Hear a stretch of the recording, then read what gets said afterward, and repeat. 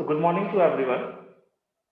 Yesterday I gave you homework, and that is the main answer, main question answer.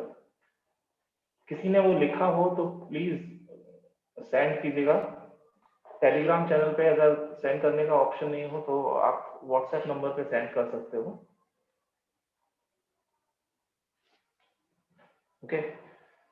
So yesterday we have finished various types of economic system, and today we will learn about the economic planning. It is again very important topic, and this is the third demo lecture for you, all of you. In economic planning, if you are able to link this chapter with the previous lecture, तो ये समझ लेना कि आपको बहुत अच्छे से चीजें समझ में आ रही हैं, बिकॉज इकोनॉमिक प्लानिंग किस चीज के ऊपर बेस्ड होगा? According to the economic system, types of economic system, command economic system, market economic system and mixed economic system. Traditional इसलिए नहीं कहा जा रहा है बिकॉज ट्रेडिशनल एक हिस्ट्री हो चुका है जो एंशिएंट के टाइम में था, और इवन अगर आज हम देखें तो आज ट्राइबल एरिया में वो हमको देखने को मिलता है। So we are not talking about traditional. Command means socialism, market means capitalism, and mixed economy means दोनों के ही मिक्सचर वाला फॉर्मेट, ठीक है, मिक्स बैच वाला। So economic planning, what is the meaning of economic planning? इसको आप relate करो economic system से। इकोनॉमिक सिस्टम को मैंने कंपेयर किया था कंप्यूटर सिस्टम से। It means we will provide some inputs in this system, और हमारा कुछ गोल होता है जिसको हम अचीव करते हैं वाया दिस सिस्टम।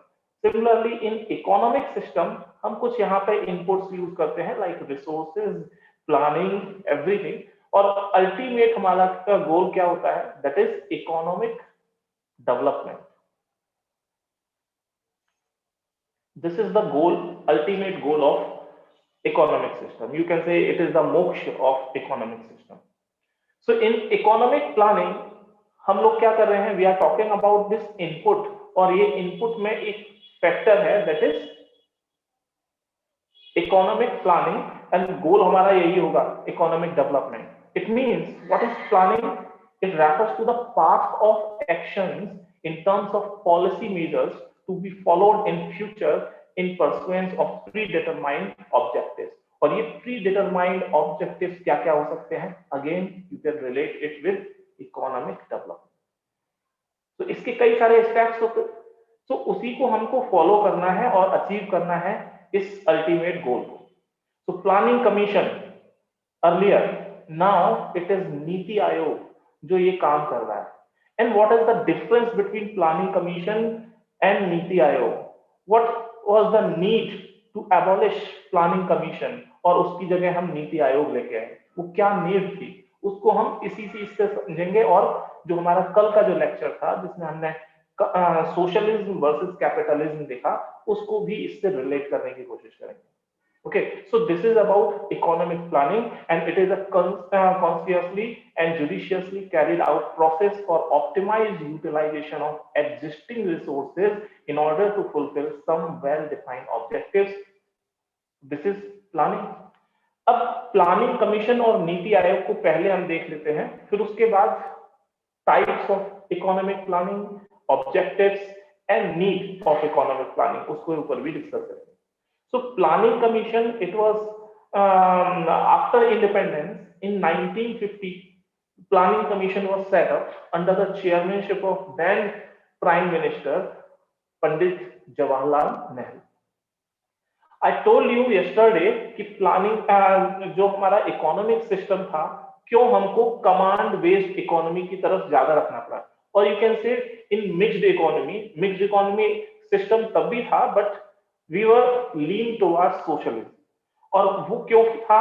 बिकॉज हमारे सामने कोई भी एक विजिबल पाथ नहीं था, और उसको फाइंड आउट करना एक लीडर का काम है, लीडर उसको डायरेक्ट करेगा। दैट्स व्हाई हमने सोशलिज्म को ज्यादा परसेंटेज में लिया in comparison to capitalism. So right now Jawaharlal Nehru, उन्होंने प्लानिंग कमीशन बनाया, and it was to formulate plans for the economic development of the country on the basis of available physical capital and human resources. जो भी हमारे resources हैं उनको किस तरीके से बेस्ट पॉसिबल तरीके से हमें यूटिलाइज करना है, it will directed by this planning commission. And this planning commission is essentially a non-political and non-constitutional advisory body.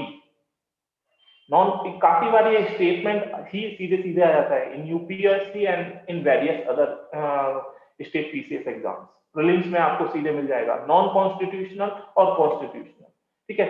And also it is an advisory body. It means जो भी planning commission suggest करेगा वो एक advice है, government के ऊपर depend करता है वो इसको माने या ना माने। सिर्फ ये एडवाइस कर सकती है, इसके अलावा इसका कोई लीगल ग्राउंड नहीं है, इसके ऊपर कोई केस नहीं कर सकता कि गवर्नमेंट ने इसको क्यों नहीं माना, because it is an advisory body which makes recommendation to the government, and it was set up through an executive order of the Union government on 15th March 1950. This is the history of planning commission. इसी के साथ साथ in 1952 एक NDC बनती है, national development council. And NDC और planning commission का जो हायरार्की है उसको आप देखोगे तो प्लानिंग कमीशन प्लान फॉर्म करेगा and then it goes to NDC.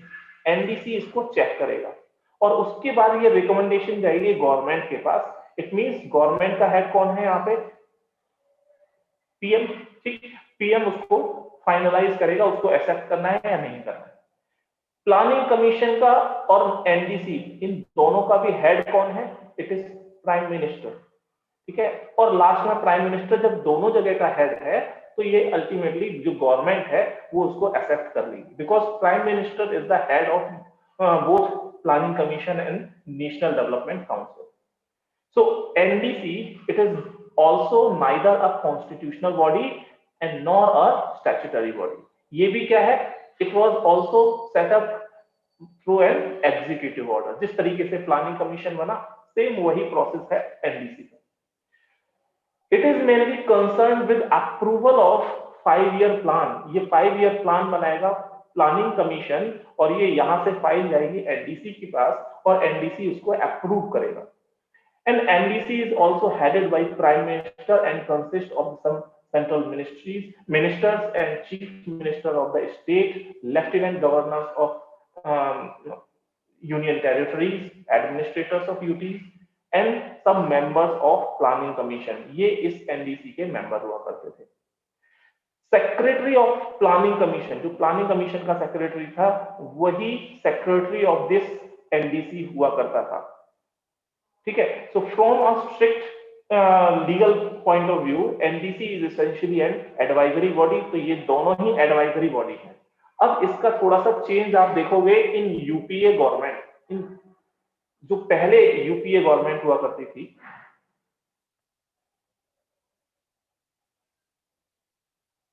Only cabinet ministers, और कैबिनेट मिनिस्टर्स में भी कुछ सारे नहीं, because cabinet minister, state minister पूरी एक हायरार्की है, उसमें भी कैबिनेट मिनिस्टर जो मैन है उनको ही रखा जाता था। ओके कोकल, सो हम लोग डिस्कस कर रहे थे इस स्ट्रक्चर के ऊपर। जो प्रीवियस गवर्नमेंट थी कांग्रेस यानी कि यूपीए गवर्नमेंट, अब देखो थोड़ा सा भी ये मत सोचना कि मैं अगर यूपीए गवर्नमेंट या एनडीए गवर्नमेंट किसी की बुराई करूं तो इसका मतलब मैं किसी और के पक्ष में हूं। इस तरफ रहना ही नहीं है। ब्यूरोक्रेसी किसी की सगाई नहीं होती है। After becoming IAS and IPS आपको भी किसी के प्रति रिस्पॉन्सिबल होना है, तो वो हमारा कॉन्स्टिट्यूशन है और हमारा कंट्री है। इसके अलावा कौन सी पार्टी कहाँ आती है कहाँ नहीं आती है हमको कोई मतलब नहीं। लेकिन जो स्केल है जिसके प्रति हमें रिस्पॉन्सिबल होना है, कॉन्स्टिट्यूशन और जो लॉज बने हुए हैं, वो हमारे लिए आइडियल है। बाकी कौन है, एक तरफ यूपी है एक तरफ एनडीए है, इससे कोई मतलब नहीं।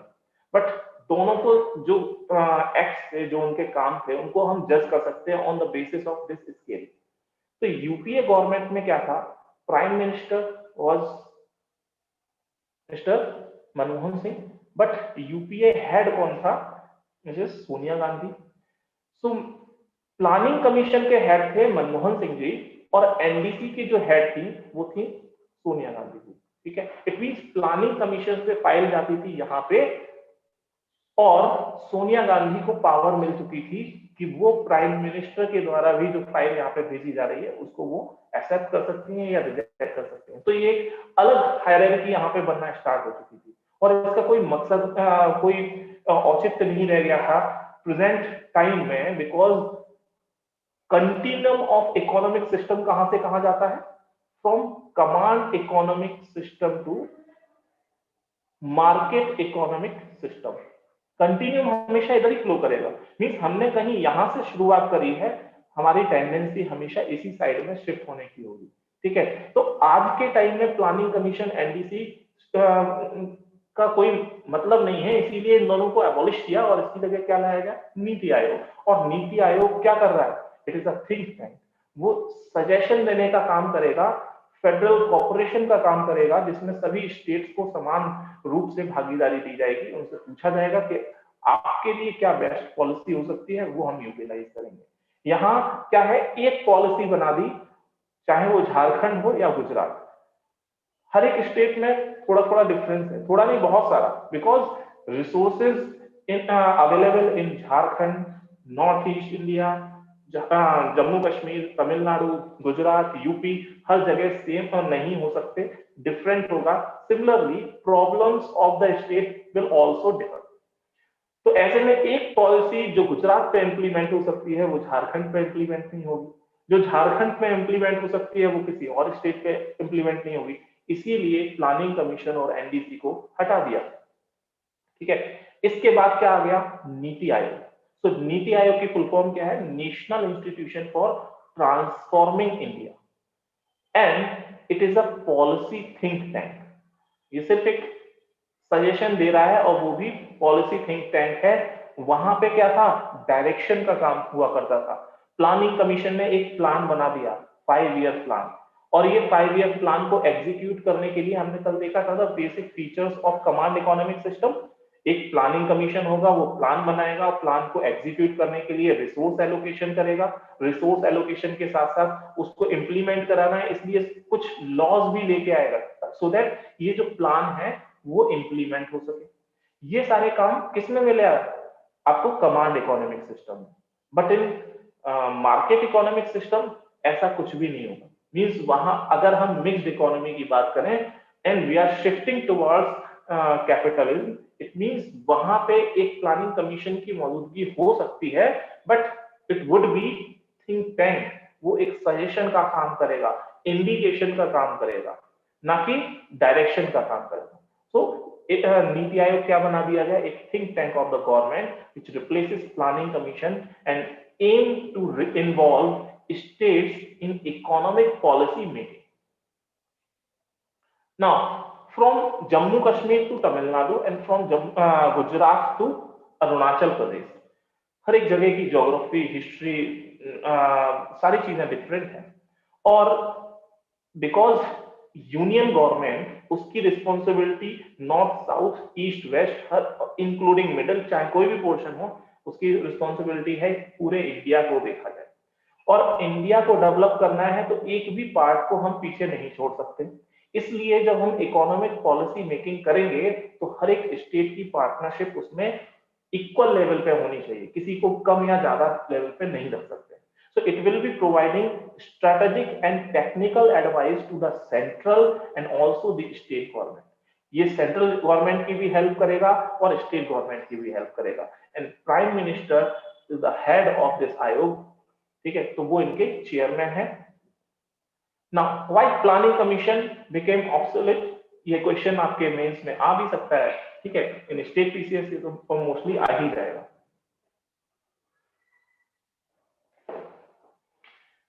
So in 1991 we adopted LPG policy. What is LPG?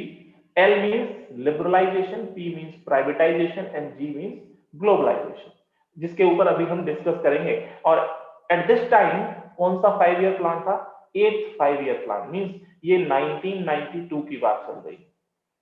ठीक, इस टाइम में क्या हुआ है, एलपीजी पॉलिसी को जो हमने अपनाया, इट मींस लिबरलाइजेशन।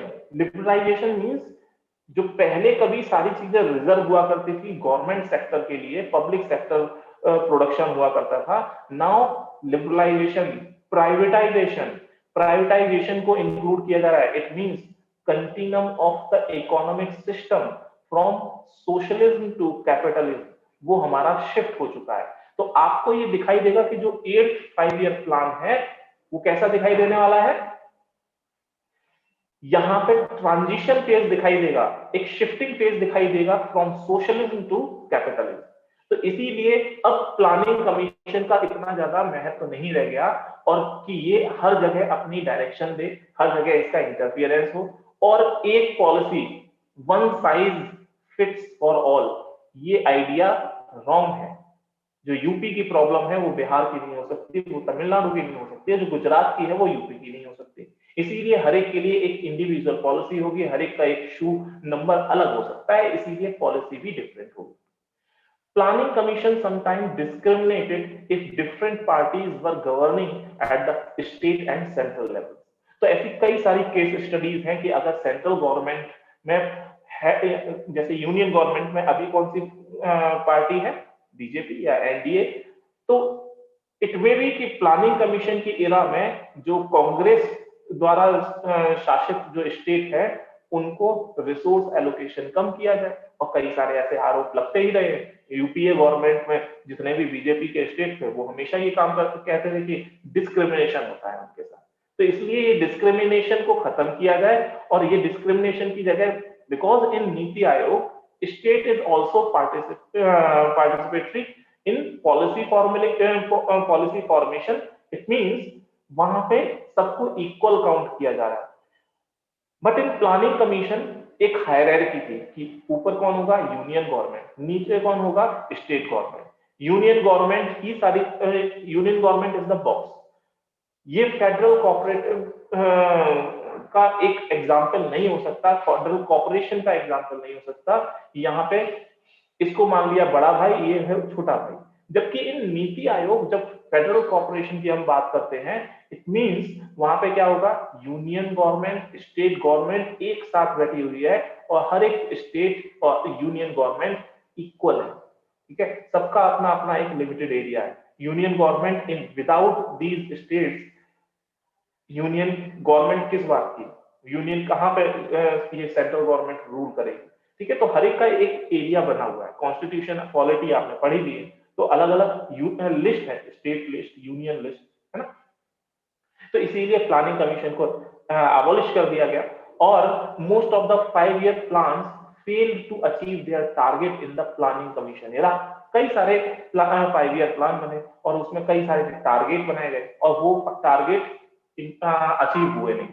और हमने कल देखा था in feature of command economic system, जब प्लानिंग की जाती है, प्लानिंग के लिए रिसोर्स एलोकेशन किया जाता है, एंड ऑल्सो लॉज भी बनाए जाते हैं टू इम्प्लीमेंट दैट प्लानिंग, और उसके बाद ये चेक भी लगाया जाता है कि कहीं पे कोई किसी की गलती है, and because of his fault जो प्लानिंग है वो इंप्लीमेंट नहीं हो पा रही, तो ऐसे में उसको पनिशमेंट भी मिलेगा इन कमांड इकोनॉमी। बिकॉज वहां पे क्या कौन रहता है, हिटलर, अनडेमोक्रेटिक वे मिलने वाला है। इट मींस क्या होगा, लोगों को पनिशमेंट दिया जाएगा कि आपने ये गोल, ये जो एम था वो अचीव क्यों नहीं कर पाया।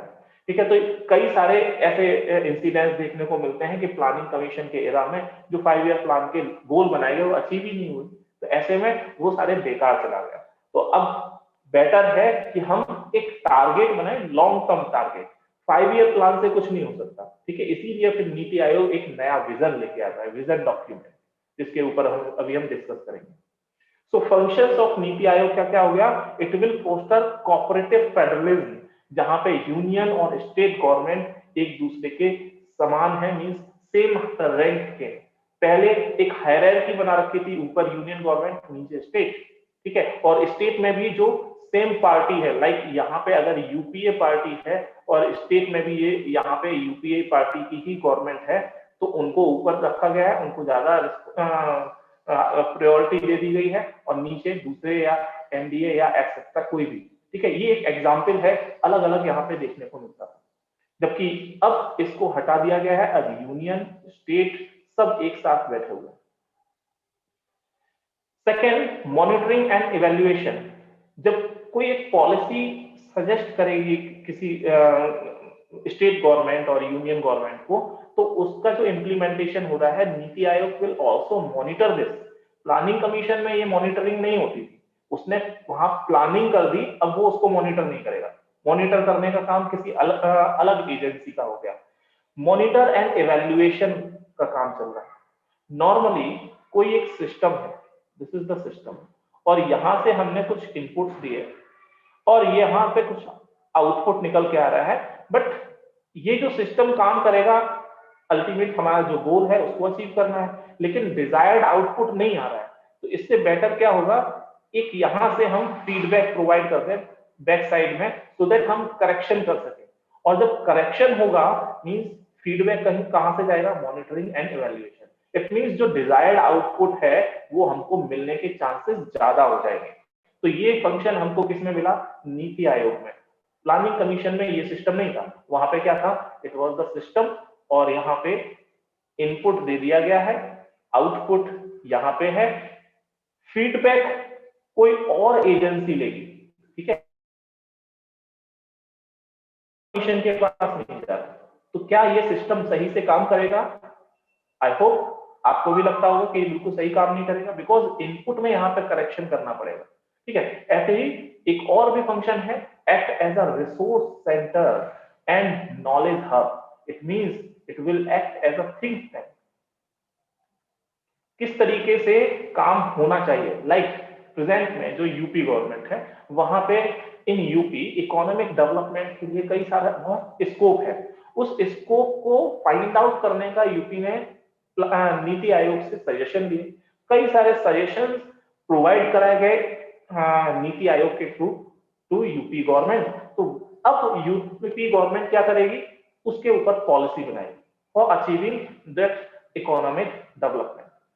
design policy and program framework according to the state requirement, according to the requirement of the state and also union, ठीक है। so these are the functions of NITI Aayog.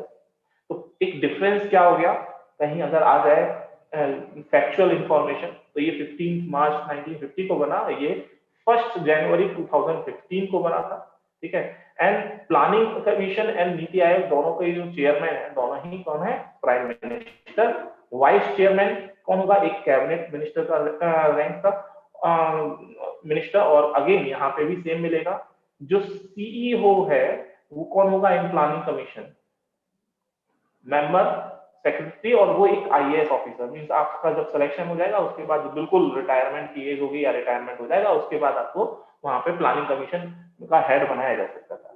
But अब नीति आयोग है तो ये एक सेक्रेटरी लेवल ब्यूरोक्रेट यहाँ पे रखा जाएगा विद फिक्स्ड टेन्योर। ऐसा नहीं है कि मिस्टर आलूवालिया आफ्टर रिटायरमेंट भी यहाँ पे काम करते रहे, टिके रहे, बिकॉज उनके रिलेशन किसी एक पर्टिकुलर पार्टी से अच्छे हैं। एक फिक्स टेन्योर है, 5 ईयर, 2 ईयर, 3 ईयर एक आपका टेन्योर है, उसके बाद बाय बाय, हम किसी और को लेके आएंगे, because in India human resource बहुत ज्यादा available. So NITI Aayog planning commission में बेसिक डिफरेंस क्या होगा, it is an extra constitutional body planning commission, while NITI Aayog it is an advisory think tank. It draws membership from a wider expertise. जो नीति आयोग के member हैं वो कई सारे एरिया से लाए जाते हैं, सिर्फ और सिर्फ ब्यूरोक्रेट्स नहीं होंगे, उसमें कुछ इकोनॉमिक्स के भी प्रोफेसर हो सकते हैं, कुछ पब्लिक एडमिनिस्ट्रेशन से रिलेटेड हो सकते हैं, कुछ सोशल सेक्टर से रिलेटेड हो सकते हैं, अलग अलग एक वाइडर एक्सपर्टाइज उसमें रखी जाएगी। But in planning commission most of the members are IAS और वो ब्यूरोक्रेसी से ही रिलेटेड होंगे, ज्यादा लोगों को उसमें ज्यादा एक्सपर्टाइज की संभावना नहीं है। देखो इन यूपीएससी हमारा पेपर क्या होता है, जीएस, और एक होता है special paper, means subject, it may be economics, it may be geography, history, कोई भी सब्जेक्ट हो सकता है। इट मींस आप जीएस पे ज्यादा फोकस कर रहे हो और जीएस से निकल के आप बन रहे हो क्या, आईएएस। इट मींस आपके अंदर क्या है, एक जनरल नॉलेज है, आपकी जो जनरल नॉलेज है वो ज्यादा अच्छी है। अब उसके बेसिस पे जो स्पेशलाइजेशन एरिया है, स्पेशलाइज्ड जो पर्सन है लाइक इंजीनियर, वो अपने इंजीनियरिंग में अच्छे होंगे, डॉक्टर्स वो अपने मेडिकल फील्ड में बेस्ट होंगे, साइंटिस्ट वो अपने उसमें फील्ड में अच्छे होंगे. Now you can use these sources because these are resources. इन रिसोर्सेज को किस तरीके से हम हमारे इस कंट्री को सर्व करने के लिए एलोकेट करना है, ये काम कौन कर सकता है, जिसकी जीएस बेटर है. इसीलिए तो सारे सब्जेक्ट इसमें डाल दिए, from history, sociology, geography, polity, governance, IR, international relations, economics, environment, science and tech, disaster management, internal security to ethics, सारे सब्जेक्ट को उल्टा डाल दिए. अब इट मींस आपकी जीएस बहुत अच्छी है. नाउ वो जीएस का जो मेंबर है वो यहाँ पे है, उसके पास एक्सपर्टाइज नहीं है हर एक फील्ड की. कोई एक आईएएस ऑफिसर हो सकता है, जनरलाइज्ड ऑफिसर होगा, जनरलाइज इंफॉर्मेशन हमारे पास हो सकती है, लेकिन स्पेशल नॉलेज हर एक फील्ड की हमारे पास नहीं होगी. इसी चीज तरीके से नीति आयोग में क्या हुआ, हर एक जगह का एक स्पेशलिस्ट इसमें इंक्लूड किया गया. ठीक है, और वो अपने अपने एरिया के ऊपर रिसर्च करेगा और वो बताएगा कि हमारे एरिया में क्या होना चाहिए. So it serves in spirit of cooperative federalism and states and union, each and everyone are equal partners, while in planning commission states participated as spectators. सिर्फ दूर से देखने वाले हैं, दर्शकों वाली भूमिका है इन एनुअल प्लानिंग मीटिंग. यहाँ पे इनको साथ में रखा गया. And secretary to be known as CEO. NITI Aayog का जो सेक्रेटरी होगा वो सीईओ होगा, while प्लानिंग कमीशन का सेक्रेटरी हुआ करता था. And it was appointed through usual process, while in NITI Aayog prime minister किसी को भी बना सकता है. सपोज राहिल बहुत ज्यादा अच्छा जनरल एक ऑफिसर है और उसके पास बहुत अच्छी स्किल्स है और उसका पोर्टफोलियो काफी अच्छा है, तो suppose in NITI Aayog era prime minister उसको क्या बना सकते हैं, सीईओ ऑफ नीति आयोग. सो ये पॉसिबिलिटी है. बट प्लानिंग कमीशन में एक यूजुअल प्रोसेस है. It is so called usual process. Basically यहाँ पे भी आप देखोगे तो क्या है, पॉलिटिकल कनेक्शंस अगर बेटर है तो mister Ahluwalia can serve more than his tenure. So it focuses upon bottom up approach while it followed top to down approach. Top to down means union government ऊपर है, नीचे सारे स्टेट्स हैं और यहां से सारी प्लानिंग हो रही, वो नीचे की ओर जाएगा ट्रिकल डाउन थ्योरी के. while इन नीति आयोग प्लानिंग किस लेवल पे हो रही है, हर एक स्टेट का एक अलग सिनेरियो है, अलग प्रॉब्लम है और हर एक स्टेट की प्रॉब्लम को सॉल्व करने के लिए अलग अलग पॉलिसीज बनाई जा रही है. जब स्टेट्स की प्रॉब्लम सॉल्व होगी, झारखंड की प्रॉब्लम, यूपी की गवर्नमेंट, एमपी की प्रॉब्लम, ये सब की जब प्रॉब्लम सॉल्व होगी, then and only then that state will be developed. और जब ये स्टेट सारे डेवलप हो जाएंगे तो अल्टीमेटली जो हमारा इंडिया है वो भी डेवलप होगा. और इस तरीके से ये अप्रोच क्या हो गया, बॉटम अप अप्रोच. और ये अप्रोच ही हमेशा बेस्ट होती है. So it does not possess mandate to impose policies. यहाँ पे पॉलिसीज को कहीं पे भी इम्पोज नहीं किया जाता है. while in planning commission impose की जा रही है, थोपी जा रही है कि तुमको यही पॉलिसी अपनानी है, भले ही तुम्हारी पॉलिसी तुम्हारे पास अपने फाइनेंशियल रिसोर्सेज हो या नहीं हो, भले ही तुम्हारी पर्टिकुलर प्रॉब्लम हो या नहीं हो, आपको एक पॉलिसी बनाती है वही होगा. And it does not have powers to allocate funds which are vested in finance minister. यहाँ पे नीति आयोग किसी को फंड एलोकेशन का काम नहीं कर सकता है. But in planning commission it had powers to allocate fund to ministry and state government. तो features of command economic system, again previous जो लेक्चर था कल वाला, उसमें आप पहुंच जाओ. फीचर्स में क्या है, प्लानिंग होगी, प्लानिंग के बाद resource allocation was the second step. और रिसोर्स एलोकेशन कौन करेगा, प्लानिंग कमीशन. ऐसा नीति आयोग नहीं कर सकता. और जब रिसोर्स एलोकेशन होगा तो डिस्क्रिमिनेशन होने के चांसेस बढ़ जाएंगे. बिकॉज इन यूनियन गवर्नमेंट अगर सेंट्रल गवर्नमेंट किसी एक पार्टी की है तो दूसरी पार्टी जो रूल कर रही किसी एक्स वाई जेड स्टेट में, उसके साथ वो डिस्क्रिमिनेट कर सकती है, उसको वो फंड एलोकेशन प्रॉपर नहीं करेगा, फिर वो बाद में हमेशा यही कहेगा कि वहां पे डिस्क्रिमिनेशन हो रहा है. नीति आयोग में ऐसा कोई सीन हो ही नहीं सकता. चाहे यहाँ पे कोई भी गवर्नमेंट हो, XYZ पार्टी की, स्टेट में भी कोई ABC पार्टी हो, फिर भी एलोकेशन फंड होना नहीं है, वो हर एक को एक तरीके से काम करेगा। इट मींस थिंक टैंक वाला काम। और अब एलोकेशन, फंड एलोकेशन की पावर कहां पहुंच चुकी है? Finance ministry. ठीक है, अब आ जाइए types of economic system, economic planning.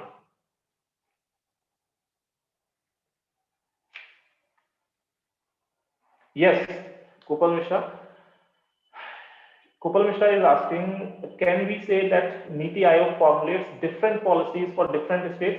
Yes, according to demand and need of the hour, किसी भी स्टेट की क्या प्रॉब्लम है उसके अकॉर्डिंग सारी पॉलिसी फॉर्मुलेशन होता है। इसके अलावा ये चीज पहले नहीं होती थी। ठीक है, so you are right.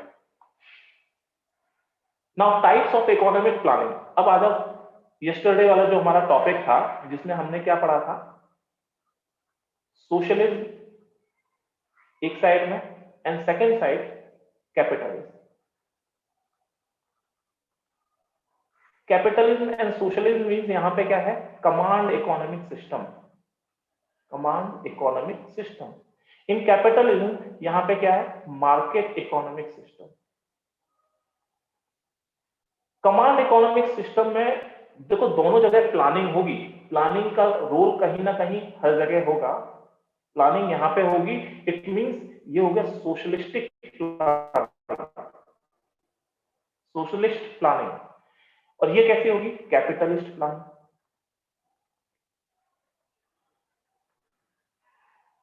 Socialist planning का फीचर क्या होगा? Government will direct and command everything, है ना? It means government will direct and command everything. क्या ऐसा पॉसिबल कैपिटलिस्ट प्लानिंग में होगा? No, it means not by direction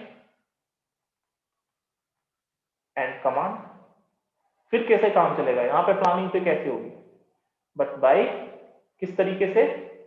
by inducement. It means यहां की जो प्लानिंग है, you can say it is directive, और डायरेक्टिव के साथ साथ और कैसी प्लानिंग हो सकती है? It is imperative, directive and imperative planning.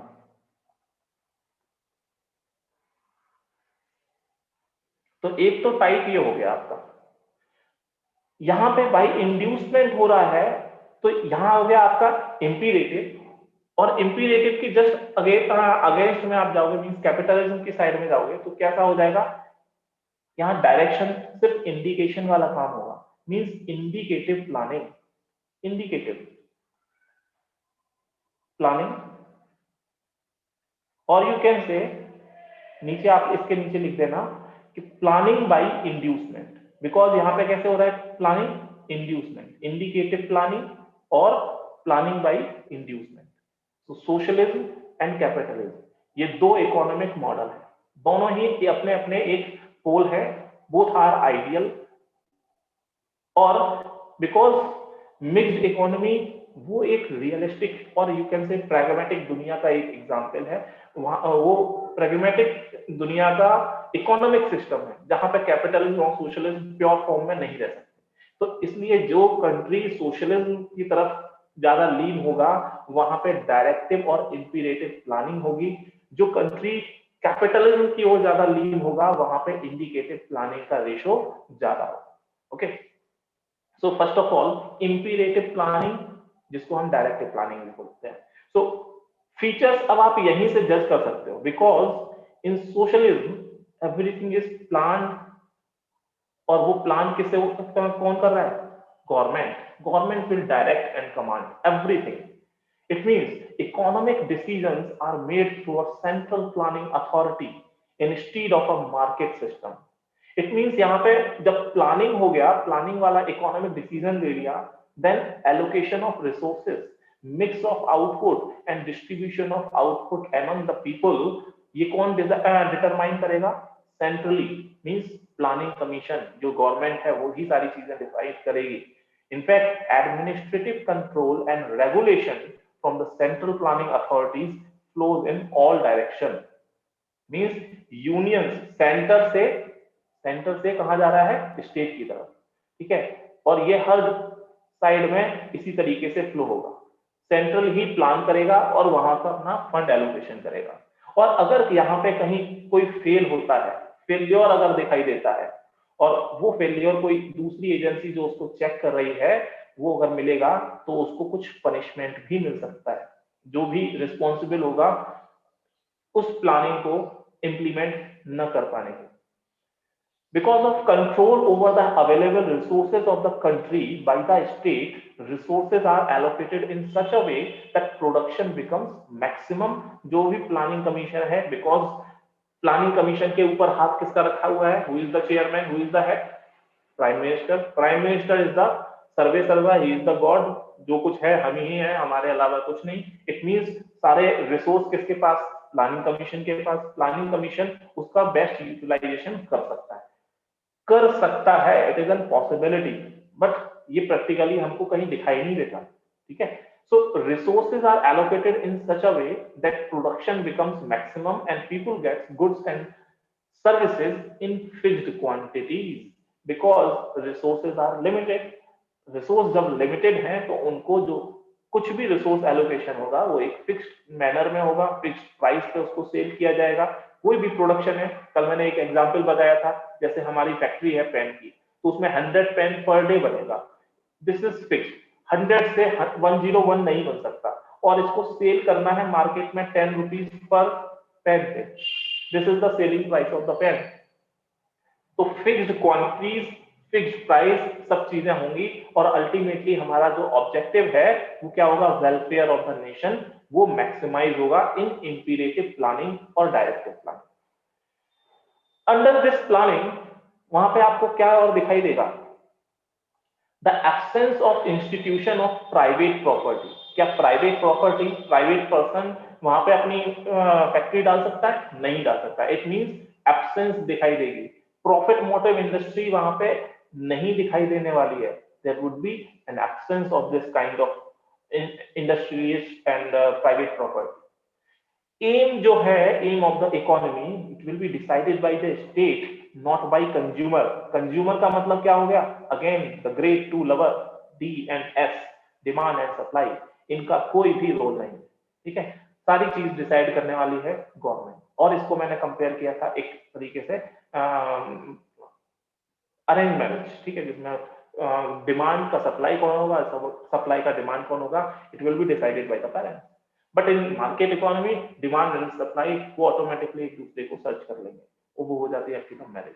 But in mix economy, love come arrange marriage हो गया, ठीक है। मींस फाइंड आउट कर लिया डिमांड एंड सप्लाई, बट उससे ऑथेंटिकेट किसने कर दिया? पेरेंट्स ने। मींस हो गया love come arrange. So it is mixed economic system, ठीक है। सो M of the economy decided by state, and in reality you cannot find this type of planning because ये किसके बारे में है? सोशलिज्म के बारे में। और सोशलिज्म यानी कि कमांड बेस्ड इकोनॉमी का जो प्योर रूप है या प्योर मार्केट इकोनॉमी कहीं आपको देखने को नहीं मिलने वाली है, ठीक है। ये कहीं हद तक जो पहले यूएसएसआर और जो अब रशिया है, तो एट दैट टाइम जब ये यूएसएसआर हुआ करता था, eastern Europe, China, till mid 1980s, ये आपको देखने को मिलेगी कि इन सम मैनर, इन सम परसेंटेज ये इन कंट्रीज में एग्जिस्ट करती थी। But we have seen the Soviet state could not direct the entire production side of the economy, and further dilution of imperative planning of the Soviet and Chinese variety took place under the impact of some sort of market-based principles। तो इसी कारण से हुआ क्या? Socialism plus capitalism का एक concept आया, और सोशलिज्म कैपिटलिज्म के बाद क्या निकल के आ गया? मिक्स्ड इकोनॉमी सिस्टम, जिसमें इनका परसेंटेज वेरी कर सकता है। सो इसके एडवांटेजेस क्या हो सकते हैं, डिसएडवांटेजेस क्या हो सकते हैं? Imperative planning, because it is comprehensive in nature, सारी चीजें कौन डिसाइड कर रहा है? गवर्नमेंट। तो गवर्नमेंट अपनी प्रॉब्लम्स को सॉल्व कर सकती है, और गवर्नमेंट के पास जितने भी रिसोर्सेज है उसके ऊपर फुल पावर है, वो उसका एफिशिएंटली यूज कर सकती है, इफेक्टिवली यूज कर सकती है, ठीक है। लेकिन ऐसा हमको देखने को नहीं मिला। ये एक आइडियल फेज है। Economic activities under integrated planning are carried out so as to maximize production and welfare of the people.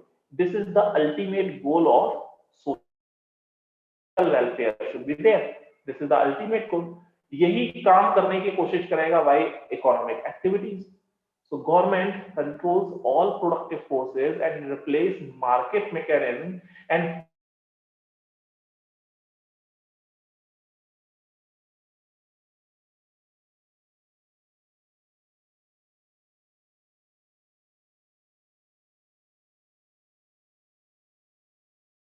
चीजें गवर्नमेंट के पास है, और गवर्नमेंट का मेन उद्देश्य यही है। डेफिशिएंसी क्या हो सकती है, क्या डिसएडवांटेजेस हो सकते हैं, बिकॉज यहाँ पे डिमांड और सप्लाई एक दूसरे को बैलेंस कर नहीं रहे। गवर्नमेंट ने कह दिया कि 100 पेन पर डे बनेंगे, selling price of rupees per pen. Market में इन पेन की रिक्वायरमेंट है, डिमांड है या नहीं, वो उससे कोई मतलब नहीं। सप्लाई कंटिन्यूअस हो रही है, मार्केट में ये स्टोर हो जाएगा, कोई परचेज करने वाला नहीं है, तब भी 10 रुपीज पर पेन उसका सेलिंग प्राइस है, कौन खरीदने वाला है? तो यहाँ पे बैलेंस नहीं दिखाई देने वाला है, ठीक है। Under this kind of planning neither consumer nor producer enjoy any freedom. और ये जब कंज्यूमर है, कंज्यूमर क्या जनरेट करता है? डिमांड। मुझे रिक्वायरमेंट है एक पर्टिकुलर पेन की, तो मैं जनरेट कर रहा हूँ डिमांड। प्रोड्यूसर विल सप्लाई, तो ना तो डिमांड फ्री है ना ही सप्लाई फ्री है। ऑटोमेटिक जो प्राइस बैलेंस होना चाहिए according to these two demand and supply, वो चीज यहाँ पे नहीं मिलेगी। And imperative planning based on bureaucratic controls and regulation, सारी चीजें गवर्नमेंट इंपोज कर रही है। इट मीन्स ये एक अनडेमोक्रेटिक वे है, डेमोक्रेसी ऐसे में देखने को नहीं मिली। इसीलिए हिटलर को क्या कहा जाता है, वो डेमोक्रेटिक तरीका नहीं था, अनडेमोक्रेटिक था। क्योंकि डेमोक्रेसी में पब्लिक क्या चाहती है, डिमांड सप्लाई क्या चाहते हैं, उनको पूछा जा रहा है, ठीक है। So often force and repressive measures are taken by the state for not failing to fulfil the plan targets. So perhaps the proximate reason for the relatively poor working of imperative planning is the enormous size of the central planning, which is not easily manageable through centralization. इतना बड़ा country है, उसकी हर एक समस्या को solve करना है, union government solve कर सकती है क्या? केवल अगर यूनियन गवर्नमेंट ही सारी प्रॉब्लम्स को सॉल्व कर सकती तो फिर तो स्टेट गवर्नमेंट को बनाया ही नहीं जाना चाहिए। सिर्फ एक यूनियन गवर्नमेंट ही रहती जो तमिलनाडु की भी प्रॉब्लम को डील करती, यूपी की भी प्रॉब्लम को डील करती। फिर कॉन्स्टिट्यूशन में भी अलग अलग प्रोविजन नहीं किए जाते, यूनियन लिस्ट, स्टेट लिस्ट, क्यों ये प्रोविजन किए गए? सो दैट जो गवर्नेंस है, जो प्रॉब्लम्स है, वो इजीली रिजॉल्व हो सके, ठीक है। उसके ऊपर गवर्नमेंट को टाइम देने का भी अलग से टाइम मिल सके। तो ये सारी प्रॉब्लम है इंपीरेटिव की। सेकेंड इज इंडिकेटिव प्लानिंग और planning bye inducement. It means capitalism. Capitalism का कहीं प्योर एग्जांपल आपको मिलेगा नहीं। नियरेस्ट एग्जांपल इज हांगकांग, जो कल मैंने आपको बताया था। तो यहाँ पे क्या होगा, कैपिटलिस्ट कंट्रीज में after second world war indicative method of planning को ज्यादा प्रमोट किया गया, और सबसे पहले फ्रांस ऐसा कंट्री बना जहां पे इंडिकेटिव प्लानिंग को लाया गया। So French planning had some sort of success, और जब इनको सफलता मिली तो फिर कई सारे और कंट्रीज ने उसको अपने यहाँ इंप्लीमेंट किया विद, जहां पे इसमें क्या चीज थी, नो फोर्स और कंपल्सन। पहले कंपल्सन हुआ करता था प्लानिंग कमीशन टाइप, उन्होंने बता दिया कि ये इस तरीके से एग्जीक्यूट करना है, अगर आपने एग्जीक्यूट नहीं किया देन पनिशमेंट मिलेगा। अब यहाँ पे ऐसा नहीं। If you have some resources and if you have some problem, then you can utilise the available resources in efficient and effective manner. वो आप इस इंडिकेटिव प्लानिंग में फ्री हैंड देने लगा वहां की लोकल गवर्नमेंट। तो ये चीज थोड़ी सक्सेसफुल हुई। The essence of indicative planning is that it recognizes not only consumers sovereignty but also producers freedom. It means demand और supply इन दोनों को फ्री हैंड दिया गया। मेरी रिक्वायरमेंट है कि मुझे एक ऐसा पेन चाहिए जो जिससे मेरा हैंड राइटिंग बहुत अच्छा है, ठीक है। किसी एक की रिक्वायरमेंट हो सकती है कि पेन को सस्ता होना चाहिए, उसका मेन काम है बस उससे जो मैं लिख रहा हूँ वो काम हो जाए। हर एक की एक इंडिविजुअल डिमांड हो सकती है और उसको फुलफिल करने के लिए there are various kind of suppliers. कई सारे पेन मैन्युफैक्चरर्स है। पार्कर वो मेरी रिक्वायरमेंट को फुलफिल करेगा। लिंक जिसका 3 रुपए का पेन आ रहा है, 2 रुपए का पेन आ रहा है, वो किसके रिक्वायरमेंट फुलफिल करेगा। यहाँ means producers freedom, consumers freedom, दोनों को वैल्यू दी गई। तो यहाँ पे एक मिडिल पाथ, गौतम बुद्ध क्या सिखाते हैं? Middle path. तो middle path is the best way. Means planning mechanism और मार्केट मैकेनिज्म का एक मिडिल पाथ ले लिया, बिकॉज मिडिल पाथ कहां पे लागू होगा? In mixed economic system. Mixed economic system is the pragmatic system, है ना, क्योंकि दोनों बाकी के जो पोल हैं वो दोनों अनरियलिस्टिक हैं। तो मिक्स्ड इकोनॉमिक सिस्टम में क्या यूज होगा? एक मिडिल पाथ। अब आ जाओ, इंडिया का जो 8th 5-year प्लान था वो काफी इंपॉर्टेंट है। हमेशा याद रखना कि 8th plan is very important, और इसके ऊपर डिस्कशन सिर्फ आज ही नहीं बल्कि हर जगह आपको देखने को मिलेगा। इन एलपीजी, इन्वेस्टमेंट मॉडल, इन फॉरेक्स, जब हम लोग पढ़ेंगे फॉरेन रिजर्व, वहां पे भी इस 8th प्लान की बहुत ज्यादा वैल्यू है। So India's 8th plan was unique in the sense that it attempted to manage the transition from a centrally planned economy to a market-oriented economy. और ये कौन सा टाइम है? 1991, 1992, ठीक है, दिस इज द टाइम। और यहाँ पे हम लोगों ने शिफ्ट किया। हमारी जो पहले जो लीनिंग हुआ करती थी, एक है सोशलिज्म, दूसरा है कैपिटलिज्म। अब इसका बिल्कुल मिडिल पॉइंट देखो, दिस इज द 50-50, ठीक है। यहाँ पे भी ये 50 है, यहाँ पे भी 50 है। हम लोगों ने यहाँ से इसको जंप किया इस पॉइंट को। मींस अब हम लोग धीरे धीरे कैपिटलिज्म की ओर लीन होना स्टार्ट हो रहे हैं from India's 8th 5-year plan. तो यहाँ पे आप चाहो इस तरीके से लिख सकते हो, 8th 5-year plan is the point जहां पे हमने 50-50 को क्रॉस करके अब 51 और 49 वाला रेशियो बना दिया, ठीक। तो होगा क्या यहाँ पे? इंडिकेटिव प्लानिंग कैसी होगी? ज्यादा होगी, बिकॉज कैपिटलिज्म की तरफ हम लीड हुए। इट मींस प्राइवेटाइजेशन को इंक्रीज किया जाएगा, ग्लोबलाइजेशन इंक्रीज किया जाएगा, लिबरलाइजेशन को इंक्रीज किया जा रहा है। दैट्स व्हाई क्या निकल के आया? LPNC, ठीक। It means those industries and sectors are identified where future growth is to be encouraged, जहां से ग्रोथ ज्यादा बढ़ सकती है, ऐसे एरियाज फाइंड आउट किए गए।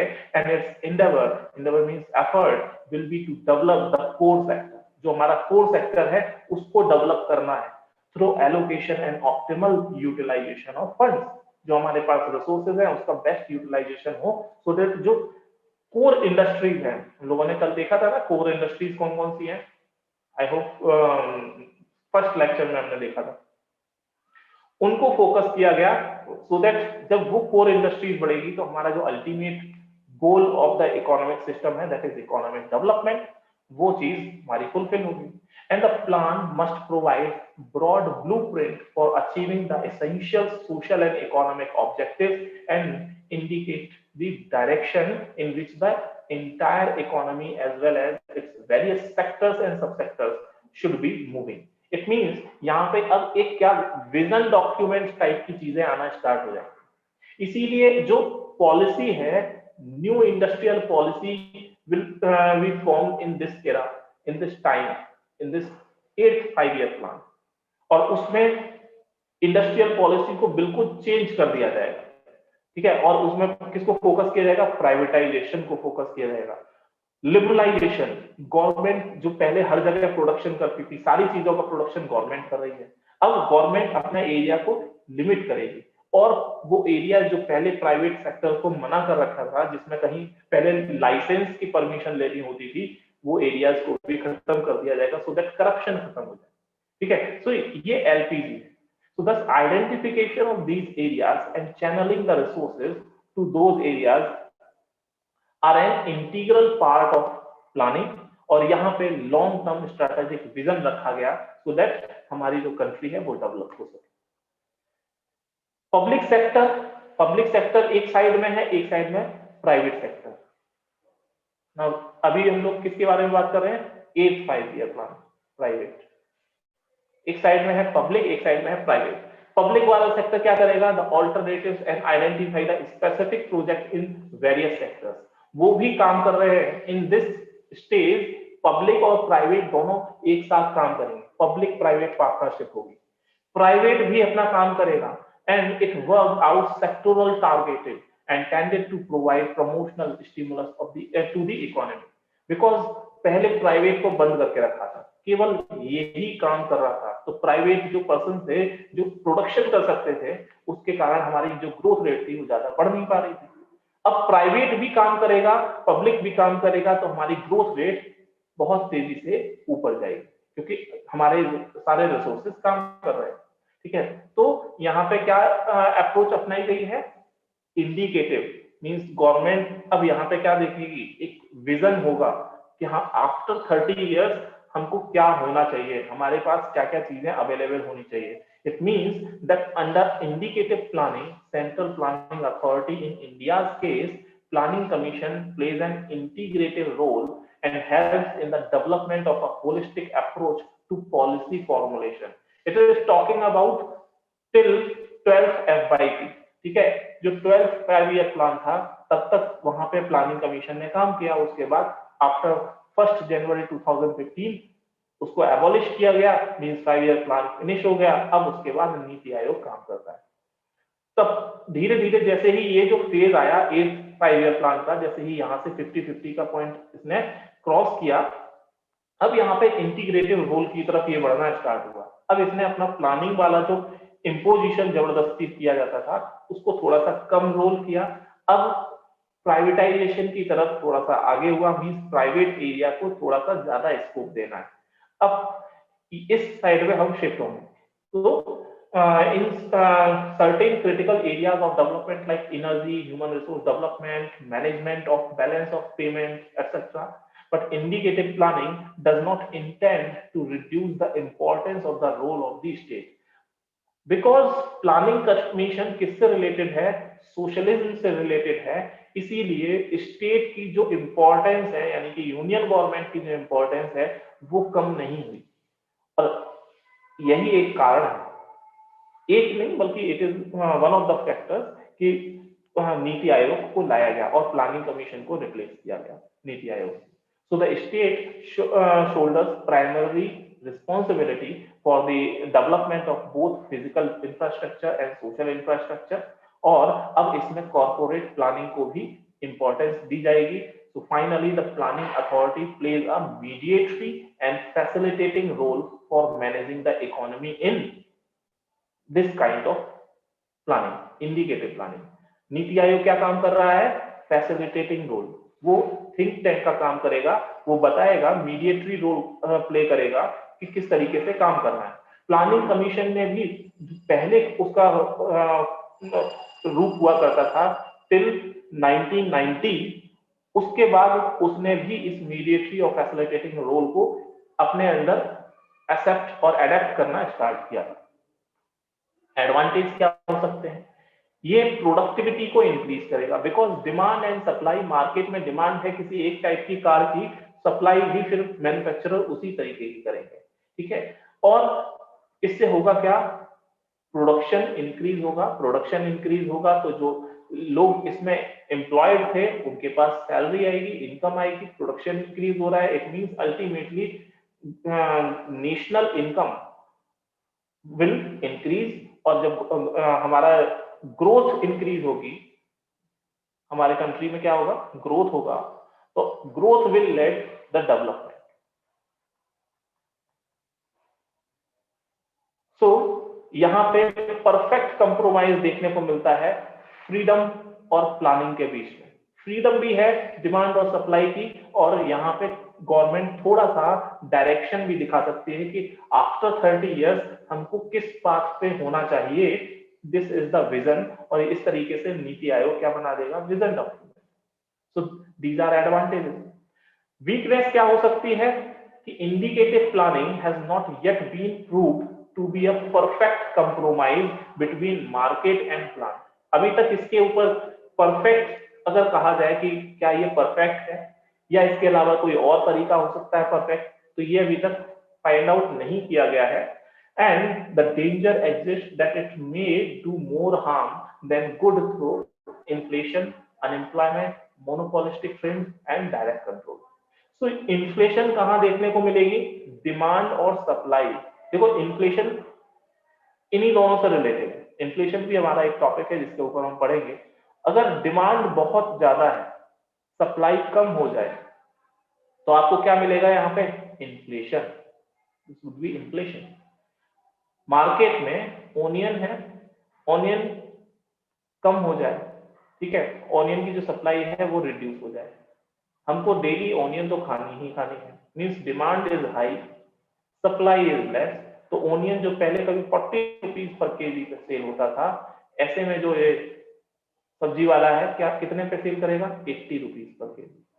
और सप्लाई कम हो जाए, ब्लैक मार्केटिंग होने लगे और इसको स्टॉक बढ़ा दिया जाए, डिमांड धीरे धीरे इंक्रीज हो ही रही है कि भाई हमको तो प्याज चाहिए क्योंकि हमको बहुत सारी सब्जी बनानी है, ठीक है, टेस्टी होती है, तो ये 80 रुपीज से और भी ज्यादा हाई हो जाएगा, 200 रुपीज पर केजी। मीन्स क्या हो रहा है? प्राइस राइज, मीन्स इन्फ्लेशन देखने को मिल रहा है। यहाँ कौन खेल रहा है? डिमांड और सप्लाई। ये दोनों लवर के चक्कर में फिरते हैं बेचारे हम लोग।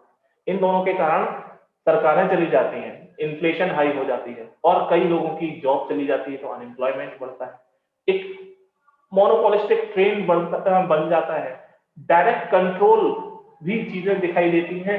कहां पे? इन कैपिटलिज्म, ठीक है, जहां डायरेक्ट कंट्रोल किसके ऊपर आ रहा है? जैसे मान लो किसी ने स्टॉक करना स्टार्ट किया, तो कहां उसका पूरा कंट्रोल आ गया? किसी एक रिसोर्स के ऊपर, ठीक है। अब वो मैनेज कर सकता है इस प्राइस को, वो चाहे तो 200 रुपीज पर केजी में सेल करवाए या फिर वो चाहे तो 250 भी ले जा सकता है रेट, ठीक है। So these are the weakness of indicative planning, capitalism. अब एक और टॉपिक है, इकोनॉमिक प्लानिंग के जो ऑब्जेक्टिव्स हो सकते हैं वो क्या क्या होते हैं। तो भाई देखो, एक सिंपल सी चीज है, ये याद रख लो, दिस इज द मोक्ष, ठीक है। Moksha is the ultimate goal aim of our life, ठीक है, सो दैट हमारी जो सोल है वो एक एथिक्स वाली चीज हो गई, ठीक है। अब अध्यात्म, नॉट एथिक्स, मोक्ष इकोनॉमिक सिस्टम की अगर हम बात करें, means economic development, ultimate goal क्या है? हमारे इंडिया का सबसे ज्यादा बेटर होना चाहिए, बेटरमेंट होना चाहिए, डेवलपमेंट होना चाहिए, ठीक है। GDP should be high, per capita income should be high, सारी चीजें हमारे यहाँ बेस्ट हो, economic development, this is the ultimate गोल। आप देखो पॉइंट किस तरीके से लिखे जाते हैं, बस उसी, ये बिल्कुल आंसर आप इस तरीके से लिख सकते हो। सेकेंड है increase level of employment, demand and supply ये एक दूसरे को बैलेंस कर रहे हैं, डिमांड मार्केट में है, सप्लाई भी उसके अकॉर्डिंग हो रही है, मींस एम्प्लॉयमेंट जनरेशन का काम हो रहा है, ठीक है। एम्प्लॉयमेंट लोगों के पास हो रहा है, इट मींस लोगों के पास क्या आ रही है? इनकम। इनकम आएगी तो क्या होगा? Further they will create more demand. आपके पास अगर अभी इनकम है 10,000 से आपकी इनकम और इंक्रीज हो जाए सपोज 20,000, तो आपकी डिमांड बढ़ जाएगी। आप अमेजन, फ्लिपकार्ट पे अपने रेंज को बढ़ाने लगोगे कि अब मेरा मोबाइल फोन इस वैल्यू का होना चाहिए, इस रेंज का होना चाहिए अकॉर्डिंग टू माई इनकम, ठीक है। इट मींस डिमांड क्रिएशन है। डिमांड के साथ साथ आप सेविंग भी करोगे। सेविंग करने का मतलब है आप बैंक में कहीं रखोगे और बैंक उस मनी को कहीं ना कहीं इन्वेस्ट करेगी। इन्वेस्ट करेगी इट मींस कहीं ना कहीं ऐसी चीज होगी जो प्रोडक्शन से रिलेटेड होगी, प्रोडक्शन और इंफ्रास्ट्रक्चर, इंफ्रास्ट्रक्चर इनसे रिलेटेड होगी। प्रोडक्शन बढ़ेगा, अगेन क्या बढ़ रहा है? सप्लाई, सप्लाई बढ़ रही है, supply will fulfil this demand, ठीक है, और सप्लाई से ही रिलेटेड है आपका एम्प्लॉयमेंट, तो ये चेन बन जाती है। तो हमारा ये भी एक objective. Third is self sufficiency. जब हमारा देश आजाद हुआ, एट दैट टाइम एग्रीकल्चर जो फूड स्टॉक था हमको इंपोर्ट करना पड़ता था, और इसीलिए फर्स्ट 5 ईयर प्लान में हमने क्या किया? एग्रीकल्चर को फोकस किया। फर्स्ट प्रायोरिटी एग्रीकल्चर को दी, सेकेंड प्रायोरिटी इंडस्ट्रीज को दी, एम क्या था, सेल्फ सफिशिएंट हो जाए, सेल्फ रिलायंट हो जाए, सो दैट हमको बाहर यूएसए से व्हीट नहीं मंगाना है, ठीक है। तो self sufficiency is also an aim और ऑब्जेक्टिव। इकोनॉमिक स्टेबिलिटी, हमारे जो मार्केट है वो स्टेबल होना चाहिए, फ्लक्चुएशन ज्यादा होगा, इन्फ्लेशन एक सर्टेन लेवल में, जैसे कि मॉनेटरी पॉलिसी अभी जो है उसमें एम कितना बना के रखा गया है, 4 ± 2%। ये इन्फ्लेशन का टारगेट है, this is the target of 4 ± 2 means maximum 6% inflation हो सकती है, मिनिमम 4 - 2 कितना हुआ, 2%। मीन्स 2% से 6% के बीच में इन्फ्लेशन वेरी करती है, देन इट इज ओके। इससे ज्यादा और इससे कम अगर है इन्फ्लेशन, इट मीन्स वहां पे इकोनॉमिक स्टेबिलिटी अब अनस्टेबल होने लगेगा। तो this is the range of economic stability जिसको हम नाप रहे हैं, ठीक है। तो मार्केट जब बेटर होगा, इन्फ्लेशन भी कंट्रोल में होगी, और एक इन्फ्लेशन कंट्रोल में होगी, इट मीन्स चीजें भी ठीक रहेंगी। इन्फ्लेशन ज्यादा हो जाएगा तो उसके अलग इफेक्ट है, इन्फ्लेशन वाले चैप्टर में डिस्कस करेंगे। सोशल वेलफेयर को हम छोड़ नहीं सकते हैं, सोशलिज्म इसीलिए मिक्स्ड इकोनॉमी क्या है, it is N pragmatic type of economic system जो हमारे वर्ल्ड में एग्जिस्ट करता है। प्योर कम्युनिज्म, प्योर कैपिटलिज्म और प्योर सोशलिज्म एग्जिस्ट नहीं करते। सोशलिज्म भी होगा इस बिकॉज हमें अल्टीमेटली अपनी पब्लिक को भी ध्यान में रखना है। अगेन फिर से एक उस पे आ जाओ, दो कॉन्सेप्ट बताए थे, एक था आपका अरेंज मैरिज,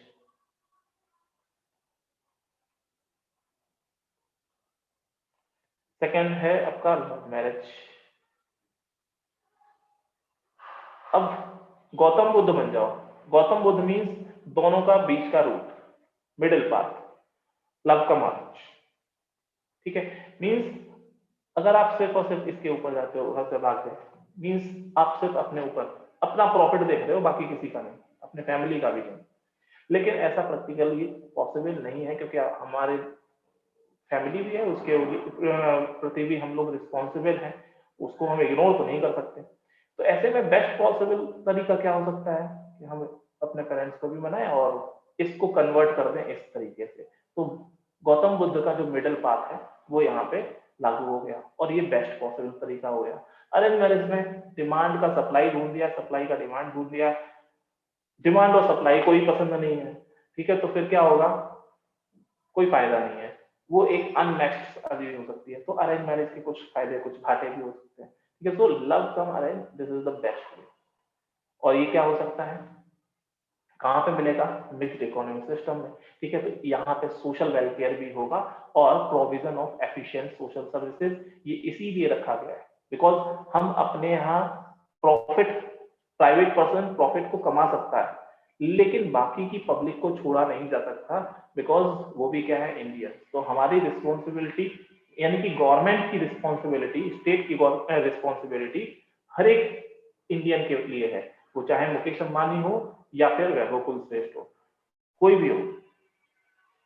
रीजनल डेवलपमेंट, अलग अलग areas like Punjab Haryana, after green revolution Punjab Haryana western UP ज्यादा डेवलप हो गए, क्योंकि वहां पे ग्रीन रेवोल्यूशन ज्यादा डेवलप हुई। और लेकिन छत्तीसगढ़, झारखंड, बिहार और बाकी जो स्टेट है वो पीछे रह गए। ऐसे गुजरात ज्यादा डेवलप है, बाकी के जो बीमारू राज्य हैं जिसमें बिहार, उत्तर प्रदेश, उड़ीसा और मध्य प्रदेश, छत्तीसगढ़, ये सारे स्टेट आते हैं, झारखंड आता है, ये ज्यादा डेवलप नहीं है। तो यहाँ पे एक गैप देखने को मिलता है, डेवलपमेंट वर्सेस अनडेवलपमेंट, ठीक है, developed state versus developing state. तो एक गैप देखने को मिलेगा।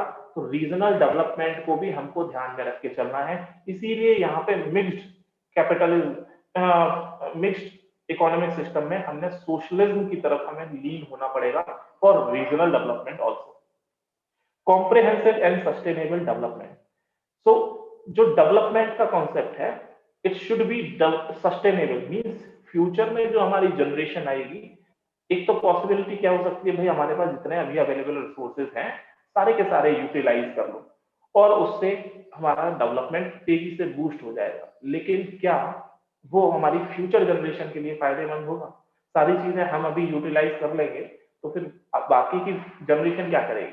सो डेवलपमेंट सस्टेनेबल तरीके से होना चाहिए, कॉम्प्रिहेंसिव होना चाहिए, मीन्स हर एक इंडस्ट्री का हो, हर एक सेक्टर का, एग्रीकल्चर का भी हो तो इंडस्ट्री सेक्टर भी डेवलप करे, सर्विस सेक्टर भी डेवलप करे, क्वाटरनरी और क्विनरी सेक्टर भी डेवलप हो, यानी कि रिसर्च एंड डेवलपमेंट भी, ठीक है।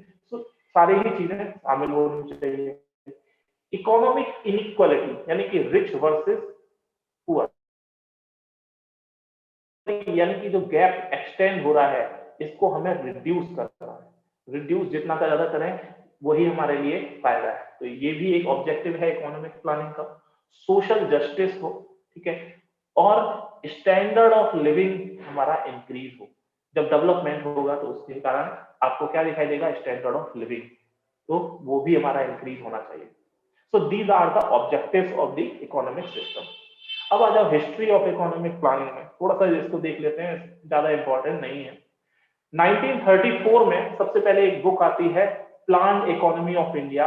सर एम विश्वेश्वरैया ने इस बुक को लिखा था और इसमें उन्होंने necessity of planning in the country much before independence at that time ही टोल्ड अबाउट प्लानिंग concept.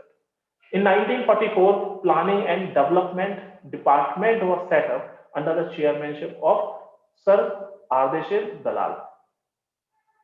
1946 में प्लानिंग एडवाइजरी बोर्ड बन जाता है, इंटरिम गवर्नमेंट इसको सेटअप करती है। एंड 1947 जस्ट आफ्टर इंडिपेंडेंस हमारी इकोनॉमिक प्रोग्राम कमेटी बनी under the chairmanship of Pandit Jawaharlal Nehru. और 1950 में इसी programme committee, economic programme committee को प्लानिंग कमीशन नाम दे दिया गया। और 1965 में इस प्लानिंग कमीशन को नेशनल प्लानिंग कमीशन काउंसिल इसको बना दिया गया और नीति आयोग बनाया गया 1 जनवरी 2015 को, ठीक है। So this is about the history portion of economic planning. अब नीड भी आप देख लो, तो नीड को आप ऑब्जेक्टिव से रिलेट कर सकते हो, क्योंकि हमारी इंडिया की क्वेश्चन आ सकता है कि just after independence what planning in 1947, और उसको रिलेट कर सकते हैं वो टाइप ऑफ इकोनॉमिक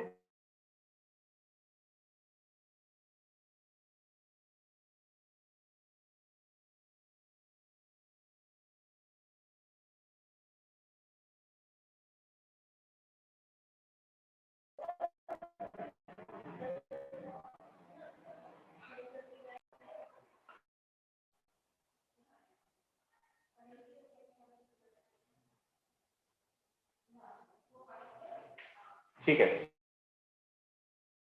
दोनों को एक दूसरे से आप रिलेट कर सकते हो, पर फिर भी हम थोड़ा सा डिस्कस कर लेते हैं। जस्ट आफ्टर द इंडिपेंडेंस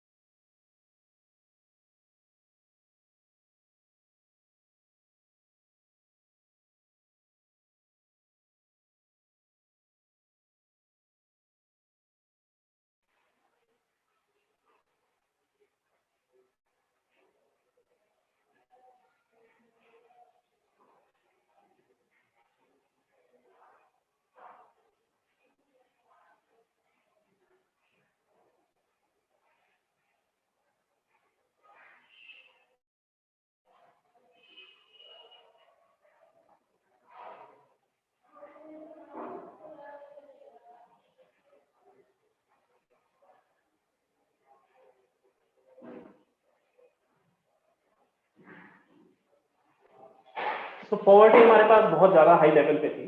तो सबसे पहले हमारा टारगेट था इन 1947 1947 में सबसे पहले हमारा टारगेट था कि भाई पॉवर्टी को हमें एलिमिनेट करना है।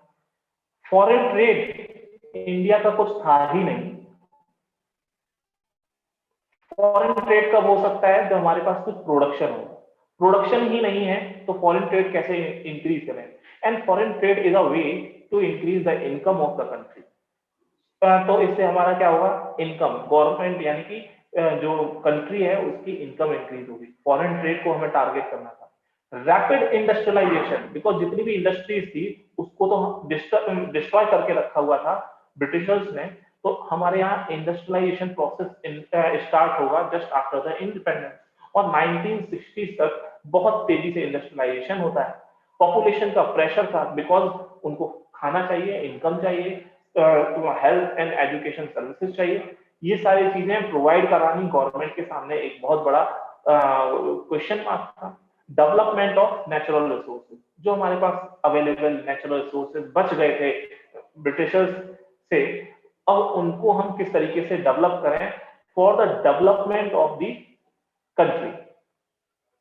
This was the need of economic planning in 1947, और इसी के कारण आप अगेन इसको लिंक कर सकते हो why we have tilted towards socialism in comparison to capitalism in 1947।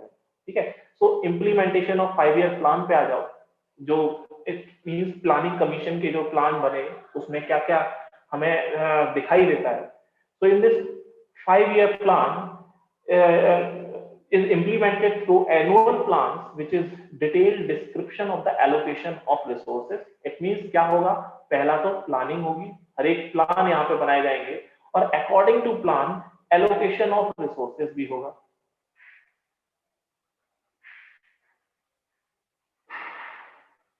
ठीक, so between centre and states and for different sectoral activities in the government. It involves allocation of budgetary resources and detailed consideration of public sector project and program। और उसके according पे ये जो government को जब ये plan दिए जाते थे उसका एनुअल बजट में उसके अकॉर्डिंग क्या किया जा रहा है? Allocation of the resources. Budget में यही तो होता है ना, बजट की हमने क्लास करी थी तब। तो which is passed by parliament every year. Budget हर साल पास होगा, जिससे क्या होता है? बजट एलोकेशन, यानी कि रिसोर्स का एलोकेशन किया जाता है।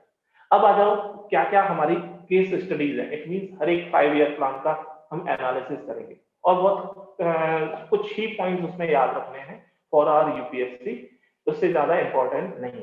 तो फर्स्ट 5 ईयर प्लान कब के लिए बना? फ्रॉम 1951 टू 1956, बिकॉज 1950 में क्या बना था? Planning commission. ठीक है, सो 1950 में बना, 1951 से 56 के बीच के लिए फर्स्ट 5 ईयर प्लान आता है, और it was based on Herald Domar model. तो इसको हेराल्ड डॉमर मॉडल भी कहा जाता है। हेराल्ड डॉमर एक इकोनॉमिस्ट थे जिन्होंने जिसके रिकमेंडेशंस के बेसिस पे ये 5 ईयर प्लान बना। एंड इसमें मेन फोकस रखा गया on the agricultural development of the country. अब देखो मेन फोकस हमारे लिए इंपॉर्टेंट है, ईयर इंपॉर्टेंट है, मॉडल इस तरीके का कोई नाम आता है वो इंपॉर्टेंट है। एग्रीकल्चर डेवलपमेंट, मैंने बताया था कि agriculture will be the first priority just after the independence, because हमें सेल्फ रिलायंट होना है, सेल्फ सफिशिएंट होना है। ठीक है, और इसमें अपनी ग्रोथ रेट का जो टारगेट रखा गया वो था 3.6%। सॉरी, टारगेट था 2.1%, बट वी अचीव 3.6%। मींस हमने ग्रोथ रेट जितना डिफाइन किया था उससे ज्यादा अचीव किया है। मींस ये एक प्लस में था, मींस हमारे लिए एक सक्सेसफुल 5 ईयर प्लान था। तो at the end of this plan आप देखोगे कि सबसे पहले हमारे 5 आईआईटीज बनते हैं। ठीक है, जो हमारे कंट्री में बनाए गए, और ये जो आईआईटी हैं कैसे होंगे? बिकॉज सोशलिज्म की तरफ हम टिल्ट है। It means government college, government education system, सारी चीज गवर्नमेंट की है। तो आईआईटी किसकी है? Government. Second 5 year plan just after the first FIP means 1956 से 1961। अभी भी प्राइम मिनिस्टर कौन है? पंडित जवाहरलाल नेहरू। और this model was based on PC Mahalanobis recommendation, इसीलिए इसको क्या कहा गया? PC Mahalanobis model. It made in the year 1953, and main focus अब किसको होगा? अब इन फर्स्ट एफआईपी देखो, फर्स्ट प्रायोरिटी किसको दी है? एग्री को, सेकंड इंडस्ट्रीज को, ठीक। बट इन सेकंड एफवाईपी यहाँ पे मेन फोकस किसको दे दिया गया? इंडस्ट्रियल डेवलपमेंट, मींस इंडस्ट्रीज को सबसे पहले प्रायोरिटी, सेकंड पे एग्रीकल्चर रखा गया, ठीक है। इट मींस जो बजट एलोकेशन होगा वो किसके पास ज्यादा पैसा जाएगा? इंडस्ट्रीज के लिए। But in first 5 year plan agriculture पे ज्यादा फोकस किया गया था, तो इसको हमेशा ध्यान रखते हुए चलना है। The plan lags behind the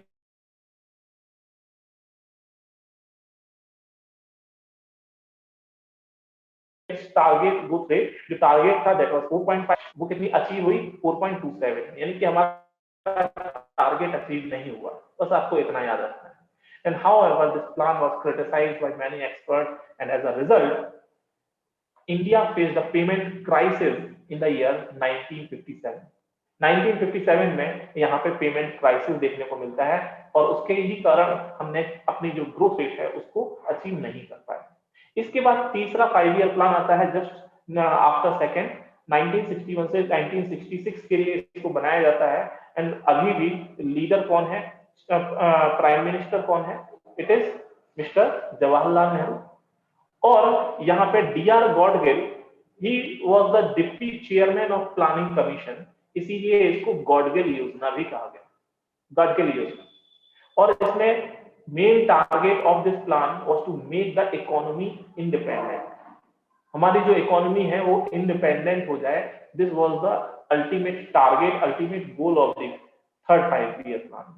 The stress was laid on agriculture and the improvement in the production of wheat.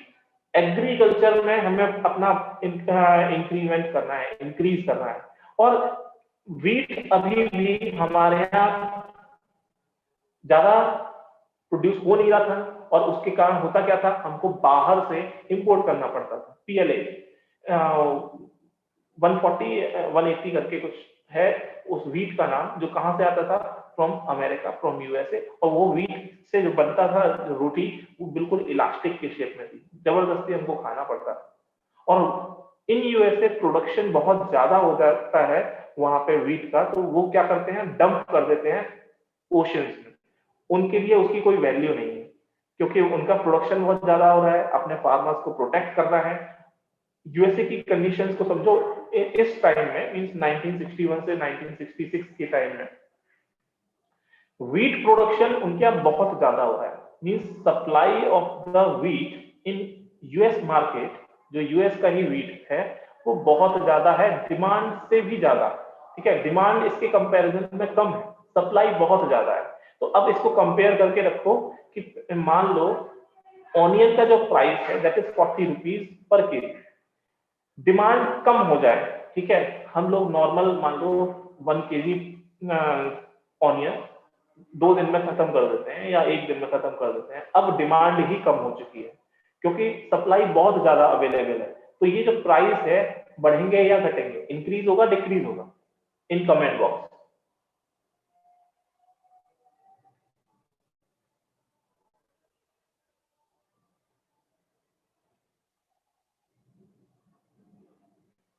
₹40 से डिक्रीज होगा प्राइस और इंक्रीज होगा प्राइस।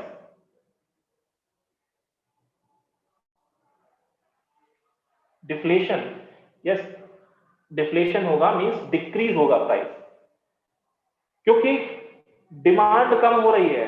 40 रुपए भी नहीं लेगा वो जो सब्जी वाला है, वो कितने पे सेल करे? मान लो ये 10 रुपीज में भी सेल करे, तब भी इसको वो कोई खरीदने वाला ना बचे, तो इसके प्राइस और रिड्यूस हो जाएंगे। 2 रुपीज 1 रुपीज फ्री में ले जाओ, ठीक है, ये कंडीशन। तो इस कंडीशन से बचने के लिए यूएस क्या करता था? ऐसे जो व्हीट होता था उसको उठा के डंप कर देता था इन ओशन, बिकॉज इंडिया ने अब ऐसे में क्या था, वर्ल्ड में कोई इसको परचेज करने वाला अगर नहीं है, इस क्वालिटी के फूड को, इस क्वालिटी के व्हीट को, ऐसे में इंडिया इनके पास गया और इंडिया ने कहा कि हमको कोई चाहिए खाने के लिए, हमारे पास बहुत पुअर पीपल है, उनको खिलवाना है, तो ऐसा फूड प्रोवाइड कराया जाएगा इस अमेरिका के थ्रू।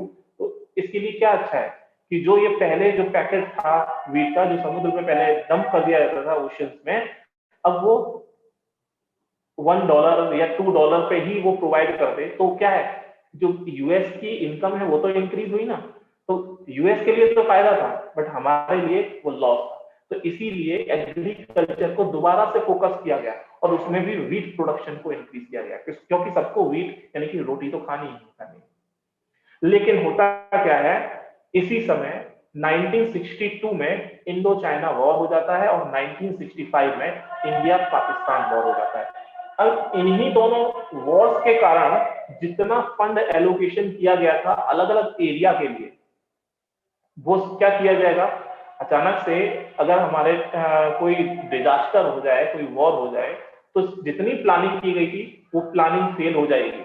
अब जितना भी fund allocation according to plan किया गया है वो भी कैंसिल करके कहां शिफ्ट किया जाएगा, वॉर की तरफ। मींस डिफेंस इंडस्ट्री यहां पे बूस्ट होगी।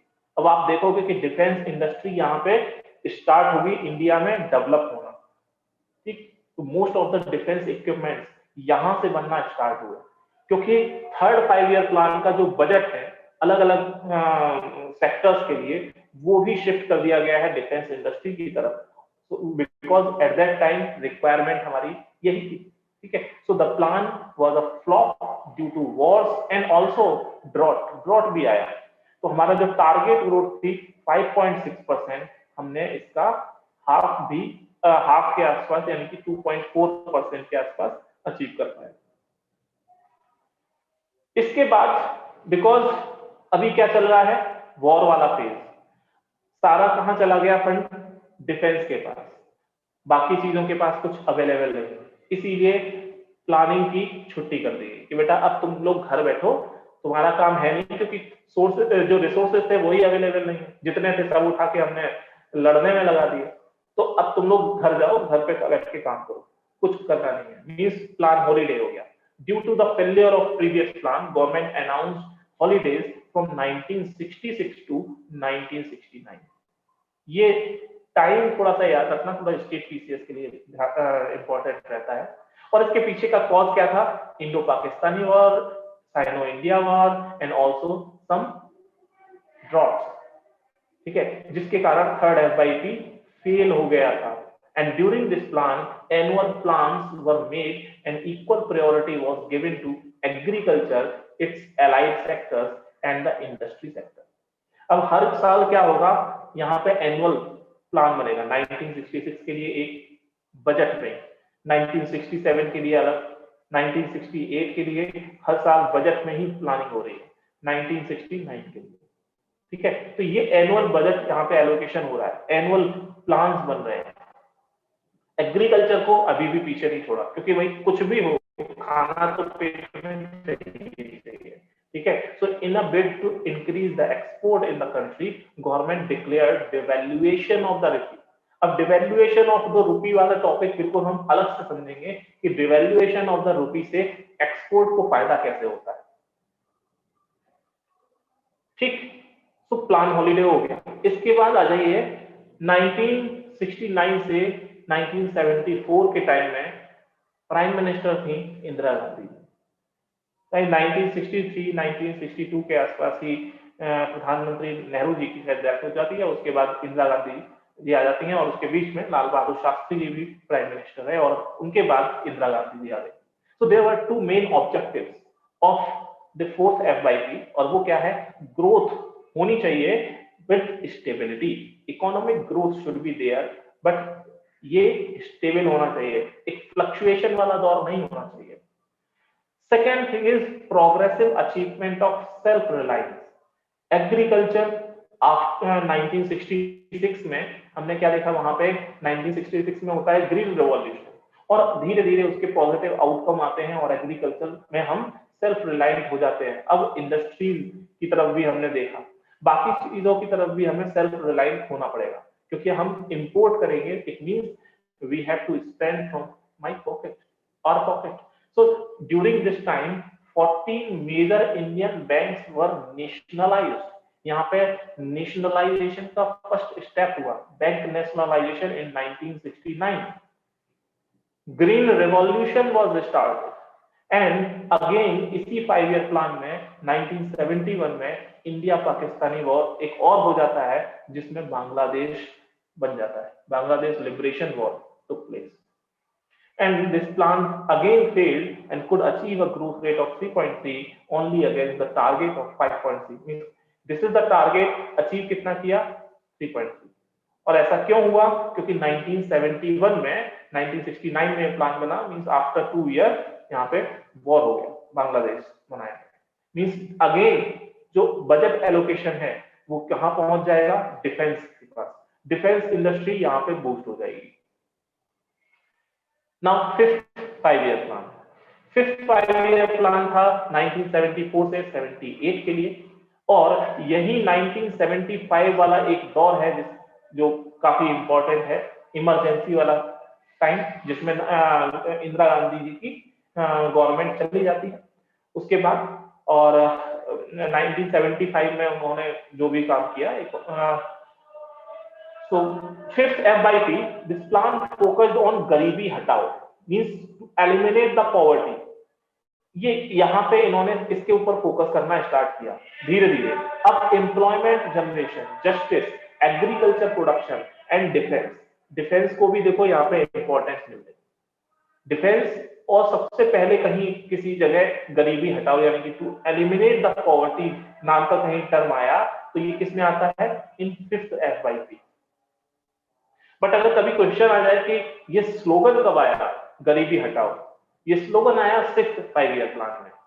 पॉवर्टी के ऊपर सबसे पहले ध्यान दिया गया फिफ्थ 5 ईयर प्लान में, लेकिन जो सिक्स्थ 5 ईयर प्लान है वहां पे गरीबी हटाओ का स्लोगन आया गया। इसीलिए इंदिरा गांधी का ये नारा आया था कि वो कहते हैं इंदिरा हटाओ और मैं कहती हूँ गरीबी हटाओ। तो ये पहले स्लोगन चला करते, ठीक है। तो electricity supply act was amended in 1975, और इसी के साथ साथ मिनिमम नीड प्रोग्राम बनाया गया, 20 पॉइंट प्रोग्राम बनाया गया 1975 में, and the Indian national highway system was introduce, जिसमें नेशनल हाईवेज बनाए जाएंगे, ठीक है, रोड्स डेवलप की जाएंगी। अब इंफ्रास्ट्रक्चर को फोकस करना स्टार्ट किया जाएगा, ठीक है। देखो अगेन इंफ्रास्ट्रक्चर की तरफ कौन कब ध्यान दे सकते हैं? जब हमारा पेट भरा हुआ हो, ठीक है, जब हमारे पास एक अच्छी खासी जॉब हो, थोड़ी बहुत इनकम भी आ रही हो, ज्यादा हम लोगों के ऊपर लोन ना हो, तभी तो हम अपनी बाकी की ड्रेसेस अच्छी से पहन सकते हैं, ठीक है, अपना लुक अच्छा कर सकते हैं, न्यू हेयर स्टाइल रख सकते हैं। कब? जब हमारे पास हमारे basic requirement, basic need fulfil. अब यहाँ इस स्टेज पे हम आ गए। So overall, this plan was successful, which achieved a growth of 4.8% against the target of 4.4%. ठीक है, टारगेट था 4.4, अचीव किया 4.8. It means fifth 5 year plan ये भी सक्सेसफुल हुआ। Just after first 5 year plan, first 5 year plan successful था, उसके बाद फिफ्थ 5 ईयर प्लान सक्सेसफुल हुआ। And this plan was terminated in 1978 by the newly elected Morarji Desai government, क्योंकि इंदिरा गांधी की सरकार चली गई और उसके बाद मोरारजी देसाई प्राइम मिनिस्टर बनते हैं, और इस प्लान को वो एबॉलिश कर देते हैं, और इसके बाद वो लेके आते हैं रोलिंग प्लान। रोलिंग प्लान छोटे छोटे टाइम पीरियड के लिए है। After the termination of fifth 5 year plan, rolling plan आता है from 1978 to 1990, and in 1980 Congress rejected, Congress की सरकार दोबारा से बन जाती है, और वो इस रोलिंग प्लान को फिर से खत्म कर दी। तो यहाँ पे पॉलिटिकल टकराहट होती रहेगी, और उसके कारण कई सारे 5 ईयर प्लान बंद होंगे, फिर बनाए जाएंगे, ये प्रोसेस लगातार चलेगा। So Congress rejected this rolling plan, and उसके बाद नया 6 5 ईयर प्लान भी लाया गया। तो ये जो रोलिंग प्लान था, 3 plan were introduced under rolling plan, और वो 3 प्लान क्या थे? For the budget of the present year, means कब एबॉलिश किया गया? 1978। तो 1978 में जब फोर्थ 5 ईयर प्लान एबॉलिश किया जाएगा मोरारजी देसाई के द्वारा, तो 78 का बजट लाया जाएगा इस प्रेजेंट गवर्नमेंट यानी कि मोरारजी देसाई की गवर्नमेंट के द्वारा। सो दैट फंड एलोकेशन उसके हिसाब से होगा। और इसके अलावा this plan was for a fixed number of years, 3 साल के लिए हमारा ये टारगेट है, 4 ईयर के लिए ये है, 5 ईयर के लिए ये है, and perspective plan for long term, means जो फ्यूचरिस्टिक एक विजन प्रोसेस है जिसके ऊपर अब नीति आयोग भी अभी काम कर रहा है। 10, 50, 20 इयर्स के लिए किस तरीके से हमें अपना विजन लेके चलना है। So this is about rolling plan. So plan has several advantages as the targets could be amended and projects allocation etc. were variable to the country's economy. Rolling क्यों है? Because according to the need of the hour इसमें changes किए जा सकते थे, जबकि जो 5 year plan है उसमें चेंज नहीं किया जा सकता था, इसीलिए ये रोलिंग प्लान है। रोलिंग प्लान कौन लेके आया, ये याद रखना है, Morarji Desai. So this means that if the targets can be amended each year, it would be difficult to achieve the targets and will result in destabilization in the Indian economy. हर साल plan change करोगे, ये कोई एक छोटी सी चीज तो है नहीं कि हमने अपनी बाइक की रेस बढ़ाई और बाइक तुरंत 80 की स्पीड से 120 की स्पीड पर पहुंच गई। कंट्री है, कंट्री के साथ किस तरीके से काम होता है, जस्ट लाइक अ शिप, कि उसमें आपने स्पीड देना स्टार्ट किया है, एक्चुअल स्पीड वो पकड़ेगा आफ्टर सर्टेन टाइम, लेकिन एकदम से आपने दोबारा से उसका स्पीड चेंज कर दी, फ्लक्चुएशंस आपके दिख रहे हैं, तो उसके कारण डीस्टेबलाइजेशन आपको देखने को मिलेगा इंडियन इकोनॉमी। इसके बाद 6 ईयर प्लान इंदिरा गांधी जी आ जाती हैं और 1980 से 85 के बीच में ये 6 ईयर प्लान बनता है और इसी समय इंदिरा गांधी जी की हत्या भी हो जाती है। ठीक है, सो बेसिक ऑब्जेक्टिव क्या था इसका, economic liberalisation by eradicating poverty. अब यहाँ पे कभी भी आपसे पूछा जाए कि इरेडिकेटिंग पॉवर्टी कब आया या गरीबी हटाओ, ये जो नारा है या स्लोगन है, कब आया, इन 6 year plan. And achieving technological self reliance, this is the basic objective of 6 year plan and it was based on investment योजना। इकोनॉमिक लिबरलाइजेशन कैसे हो सकता है, जो हमारे इंडियंस हैं उनकी जो सेविंग है, savings in their bank account और कहीं पे भी, वो इन्वेस्टमेंट करना है जब स्टार्ट करेंगे तो होगा क्या, पर्टिकुलर अलग अलग इंडस्ट्रीज में कैपिटल आएगी और कैपिटल आएगी तो उससे हमारे यहाँ प्रोडक्शन इंक्रीज होगा। अगेन प्रोडक्शन इंक्रीज हो रहा है मींस सप्लाई इंक्रीज हो रही है, जो लोग उसमें एम्प्लॉयड है उनकी इनकम आ रही है, मींस वो भी क्या कर रहे हैं, डिमांड क्रिएशन का काम कर रहे हैं। अगेन सप्लाई को वो अट्रैक्ट करेंगे और supply and demand will fulfil their own need. तो होगा क्या, इट्स ग्रोथ टारगेट वाज 5.2% और यहाँ पे इससे बढ़ के हमको मिला 5.7, मींस 5 फर्स्ट 5 फिफ्थ एंड 6 ये 5 ईयर प्लान हमारे सक्सेसफुल रहे। ठीक है, इन्होंने अपनी ग्रोथ टारगेट से ज्यादा अचीव किया है। इसके बाद 7th 5 ईयर प्लान आ जाएगा। 1985 से 1990 के दौर में प्राइम मिनिस्टर कौन थे, राजीव गांधी, इनका भी मर्डर हो जाता है और ऑब्जेक्टिव होता है इस 7th 5 ईयर प्लान का, it include the establishment of a self sufficient economy, opportunities for productive employment and upgradation of technology. So this is the basic objective of 7th 5 year plan। Rajiv Gandhi को credit जाता है information technology को, यानी कि computers को हमारे India में लाने का। सो अपग्रेडेशन ऑफ टेक्नोलॉजी ये याद रखना है, किसमें आया, 7th 5 year प्लान। और अब प्राइवेट सेक्टर को फोकस किया जाएगा, private sector got the priority over public sector first time. ठीक है, अब थोड़ा सा कल वाले लेक्चर पे एक बार दोबारा से आ जाए, socialism capitalism, continuum of the economic system किधर होगा, from socialism to capitalism. Socialism, in pure socialism there will not be any place for private sector, वहां पे सारी चीजें पब्लिक सेक्टर की होंगी, पब्लिक सेक्टर यूनिट्स होंगी। अब धीरे धीरे क्या हो रहा है, चेंजेस। 7th FYP है, मींस अब हमने प्राइवेट सेक्टर की तरफ, हम कहां से कहां हो गए, थोड़ा सा आगे यहां शिफ्ट कर गए। अभी भी हम 50-50 वाली कंडीशन पे नहीं पहुंचे, because it is 7th 5 year plan. और 8th 5 ईयर प्लान वो पॉइंट था जहां पे हमने इस 50-50 को क्रॉस करके कैपिटलिज्म की परसेंटेज इंक्रीज कर दी विद रिस्पेक्ट टू सोशलिज्म।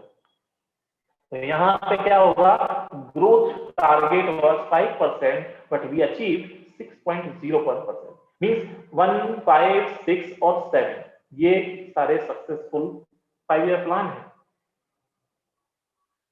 इसके बाद एनुअल प्लान बने यहाँ पे, बिकॉज एट दैट टाइम हमारी जो पॉलिटिकल सिचुएशन थी at the centre just after the murder of then prime minister Rajiv Gandhi ji, तो volatile political situation थी, ऐसे में 8th 5-year plan could not take place due to the volatile political situation and also हमारे पास जो forex reserve था वो भी सिर्फ 1 हफ्ते का बचा हुआ। ठीक, तो अब यहाँ पे 2 एनुअल प्रोग्राम्स लाए गए 1991 और 1991 टू 1992, उसमें ये एनुअल प्लान बनाए गए बजट के द्वारा। और इसी के बाद फिर आपका 8th 5-year प्लान आता है, जिसके में हम देखेंगे 1992 में हमने एक पॉलिसी अपनाई which is called LPG policy, liberalisation, privatisation and globalisation policy. और लिबरलाइजेशन का मतलब क्या है, जो पहले सारी चीजें प्रोडक्शन हुई गवर्नमेंट के थ्रू, और इसके अलावा कुछ प्रोडक्शन अगर प्राइवेट इंडस्ट्री उसमें चाहती है करना, तो उससे पहले क्या करना पड़ता था, लाइसेंस लेना पड़ता था। ठीक है, तो अब वो लाइसेंस नहीं होगा, लाइसेंस को खत्म किया गया, धीरे धीरे कम किया गया एक लिमिटेड एरिया में। गवर्नमेंट के जो रिजर्व प्रोडक्शन एरिया हैं उनको भी कम कर दिया गया। प्राइवेटाइजेशन मींस गवर्नमेंट अब के जो पब्लिक सेक्टर यूनिट्स हैं, गवर्नमेंट उसमें से 50 से 51% शेयर किसी प्राइवेट पर्सन को शेयर ट्रांसफर कर देगी। मींस अब गवर्नमेंट अपना स्टेक कम कर रही है, गवर्नमेंट प्रोडक्शन में अब इन्वॉल्व नहीं रहना चाहती। इसके साथ साथ ग्लोबलाइजेशन मींस इंटरनेशनल ट्रेड, इसके लिए जो हमारे गेट थे उनको ओपन किया गया। अब यूएसए से भी सामान हमारे कंट्री में आ सकता है, उसको यहाँ परचेज किया जाएगा, यहाँ से वहां पे भी एक्सपोर्ट हुआ, तो एक्सपोर्ट इंपोर्ट स्टार्ट हुआ। इंटरनेशनल फाइनेंस, हमको ये एलपीजी एडेप्ट क्यों करना पड़ा, बिकॉज जो इंटरनेशनल ऑर्गेनाइजेशंस हैं, IMF, वर्ल्ड बैंक, उनका ये रेस्ट्रिक्शंस थी कि आप जब तक ये policy, new industrial policy LPG आप अपने यहाँ इंप्लीमेंट नहीं करते हो, तब तक हम आपको सपोर्ट नहीं करेंगे। तो इंटरनेशनल फाइनेंस यानी कि हमको FDI, FII भी मिलने लगा और इंटरनेशनल ऑर्गेनाइजेशन से हमको फंडिंग भी मिलने लगी। इंटरनेशनल माइग्रेशन, जब एक्सपोर्ट होगा, इंपोर्ट होगा, FDI, FII आएगा, तो हमारे यहाँ के कुछ इंडियन क्या करेंगे, बाहर भी पढ़ने जाएंगे, यहाँ से बाहर जॉब करने भी आएंगे, और बाहर से जो फॉरेनर्स हैं वो हमारे यहाँ पढ़ने और जॉब करने भी आएंगे। तो इंटरनेशनल माइग्रेशन भी स्टार्ट होता है। तो ये हम शिफ्ट हो चुके हैं टुवर्ड्स कैपिटल। ठीक है, तो ये 1992 के टाइम में आता है। एलपीजी को एक अलग चैप्टर में भी हम पढ़ेंगे डिटेल में, और वो पॉलिसी चैप्टर होगा हमारा इंडस्ट्रियलाइजेशन का, जिसमें हम लोग न्यू इंडस्ट्रियल पॉलिसी कवर करेंगे। इसके बाद अगर 11th 5-year प्लान, और 11th 5-year प्लान है 1992 से 1997 के बीच में, और इस वक्त प्राइम मिनिस्टर है, सॉरी ये 11th में बोल गया, 8th 5-year प्लान है PV Narasimha Rao, he was then prime minister in this time. और यहाँ पे न्यू इकोनॉमिक पॉलिसी आती है, जिसमें क्या मेन चीज फोकस रखी गई है, LPG, जिसको हमने अभी यहाँ पे देखा। ठीक है, and this plan was successful and got an annual growth rate of 6.8% against the target of 5.6%। Means this was the target but we achieve this one. Means हमारे पास कौन कौन से हो गए, 1, 5, 6, 7, 8, ये सारे हमारे सक्सेसफुल है, जितना टारगेट बनाया उससे ज्यादा अचीव किया। 9th 5-year प्लान, ये कब आया, 1997 से 2002। At this time Atal Bihari Vajpayee was the prime minister, and main focus of this plan was growth with justice and equity. अब हम ग्रोथ को देखेंगे, what is growth, what is development, ये हमारा जो कल का लेक्चर होगा उसमें हम लोग डिस्कस करेंगे, growth versus development, growth versus development. ठीक है, ये हमारा कल का चैप्टर होने वाला है। तो ग्रोथ के साथ साथ जस्टिस भी होना चाहिए, इक्विटी भी होनी चाहिए, सबको समान समझना है, सबके साथ न्याय भी होना चाहिए। And it was launched in the 50th year of independence, means 1947 में हमारा देश आजाद हुआ। जस्ट आफ्टर 50 इयर्स 1997 में ये 5-year प्लान आता है, and this plan failed to achieve the growth target of 7%, और अचीव कितना हुआ, ओनली 5.6%। इट मींस ये प्लान हमारा सक्सेसफुल नहीं हुआ। इसके बाद 10th आ जाता है फ्रॉम 2002 टू 2007। इन इस टाइम पीरियड में अटल बिहारी वाजपेयी और मनमोहन सिंह दोनों ही प्राइम मिनिस्टर रहे।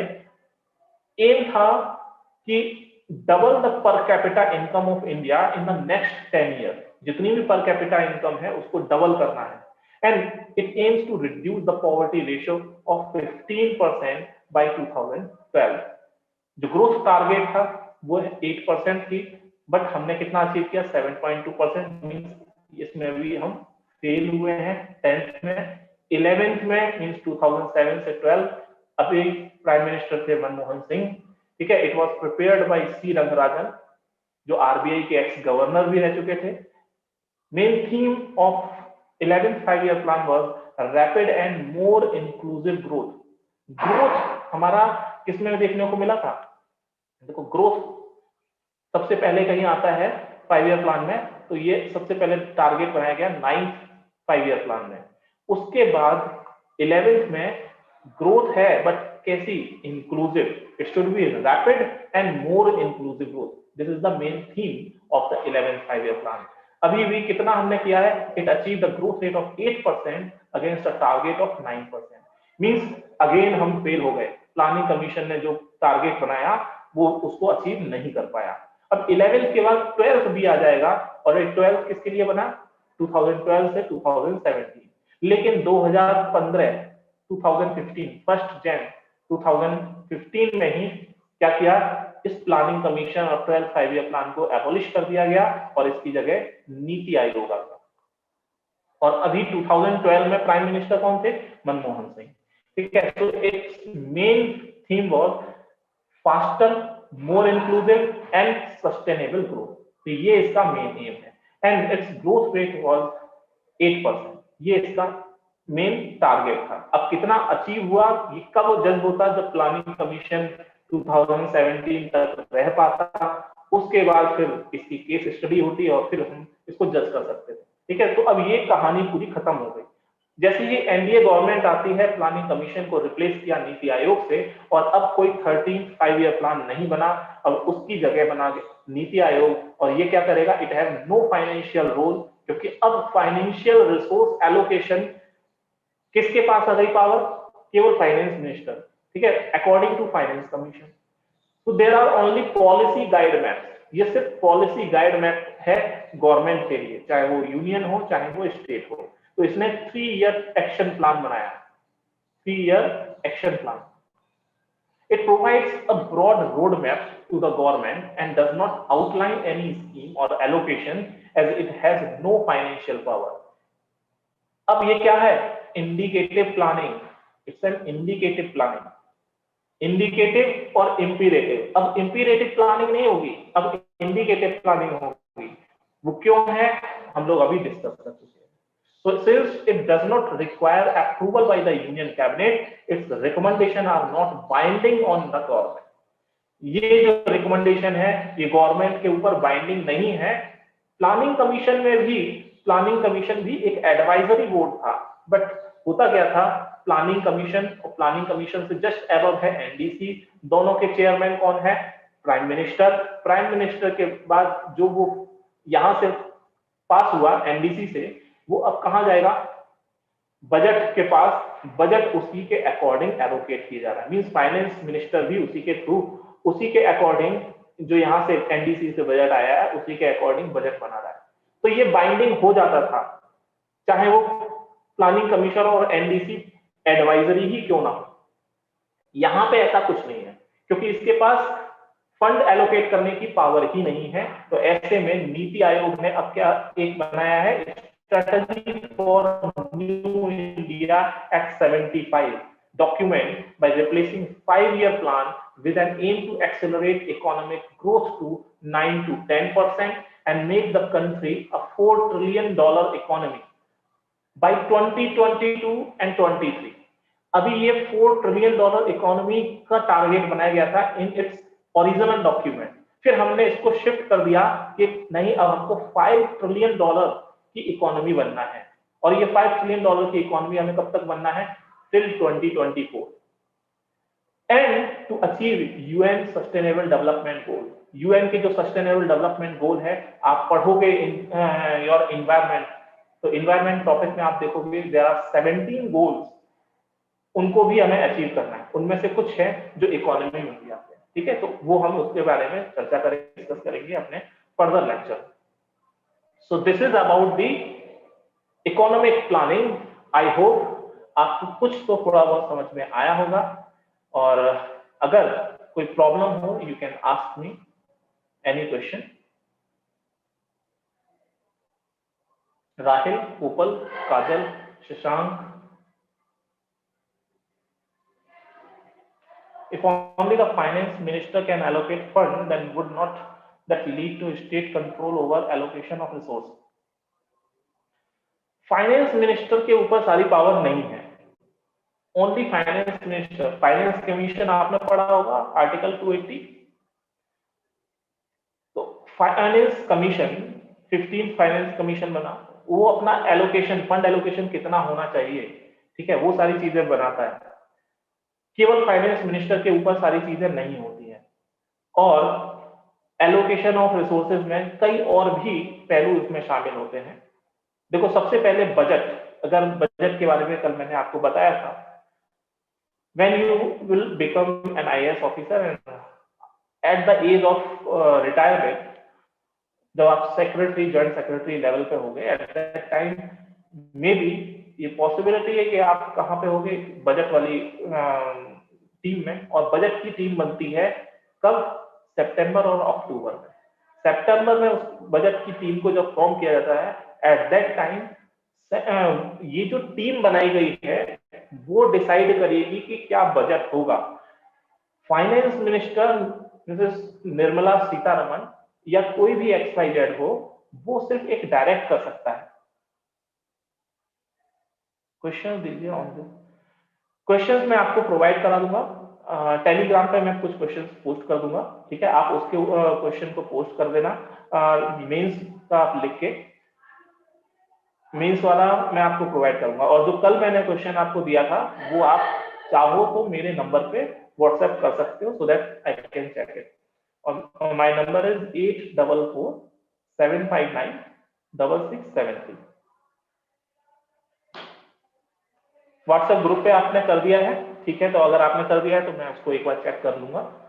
राहिल और कुपल, हम बात कर रहे थे फंड एलोकेशन की। तो fund allocation according to finance commission and according to the need of the hour, ये होता है। फाइनेंस मिनिस्टर सिर्फ अपने साइन करता है, ठीक है, फाइनेंस मिनिस्टर, उसके ऊपर सारी रिस्पॉन्सिबिलिटी नहीं दी गई है।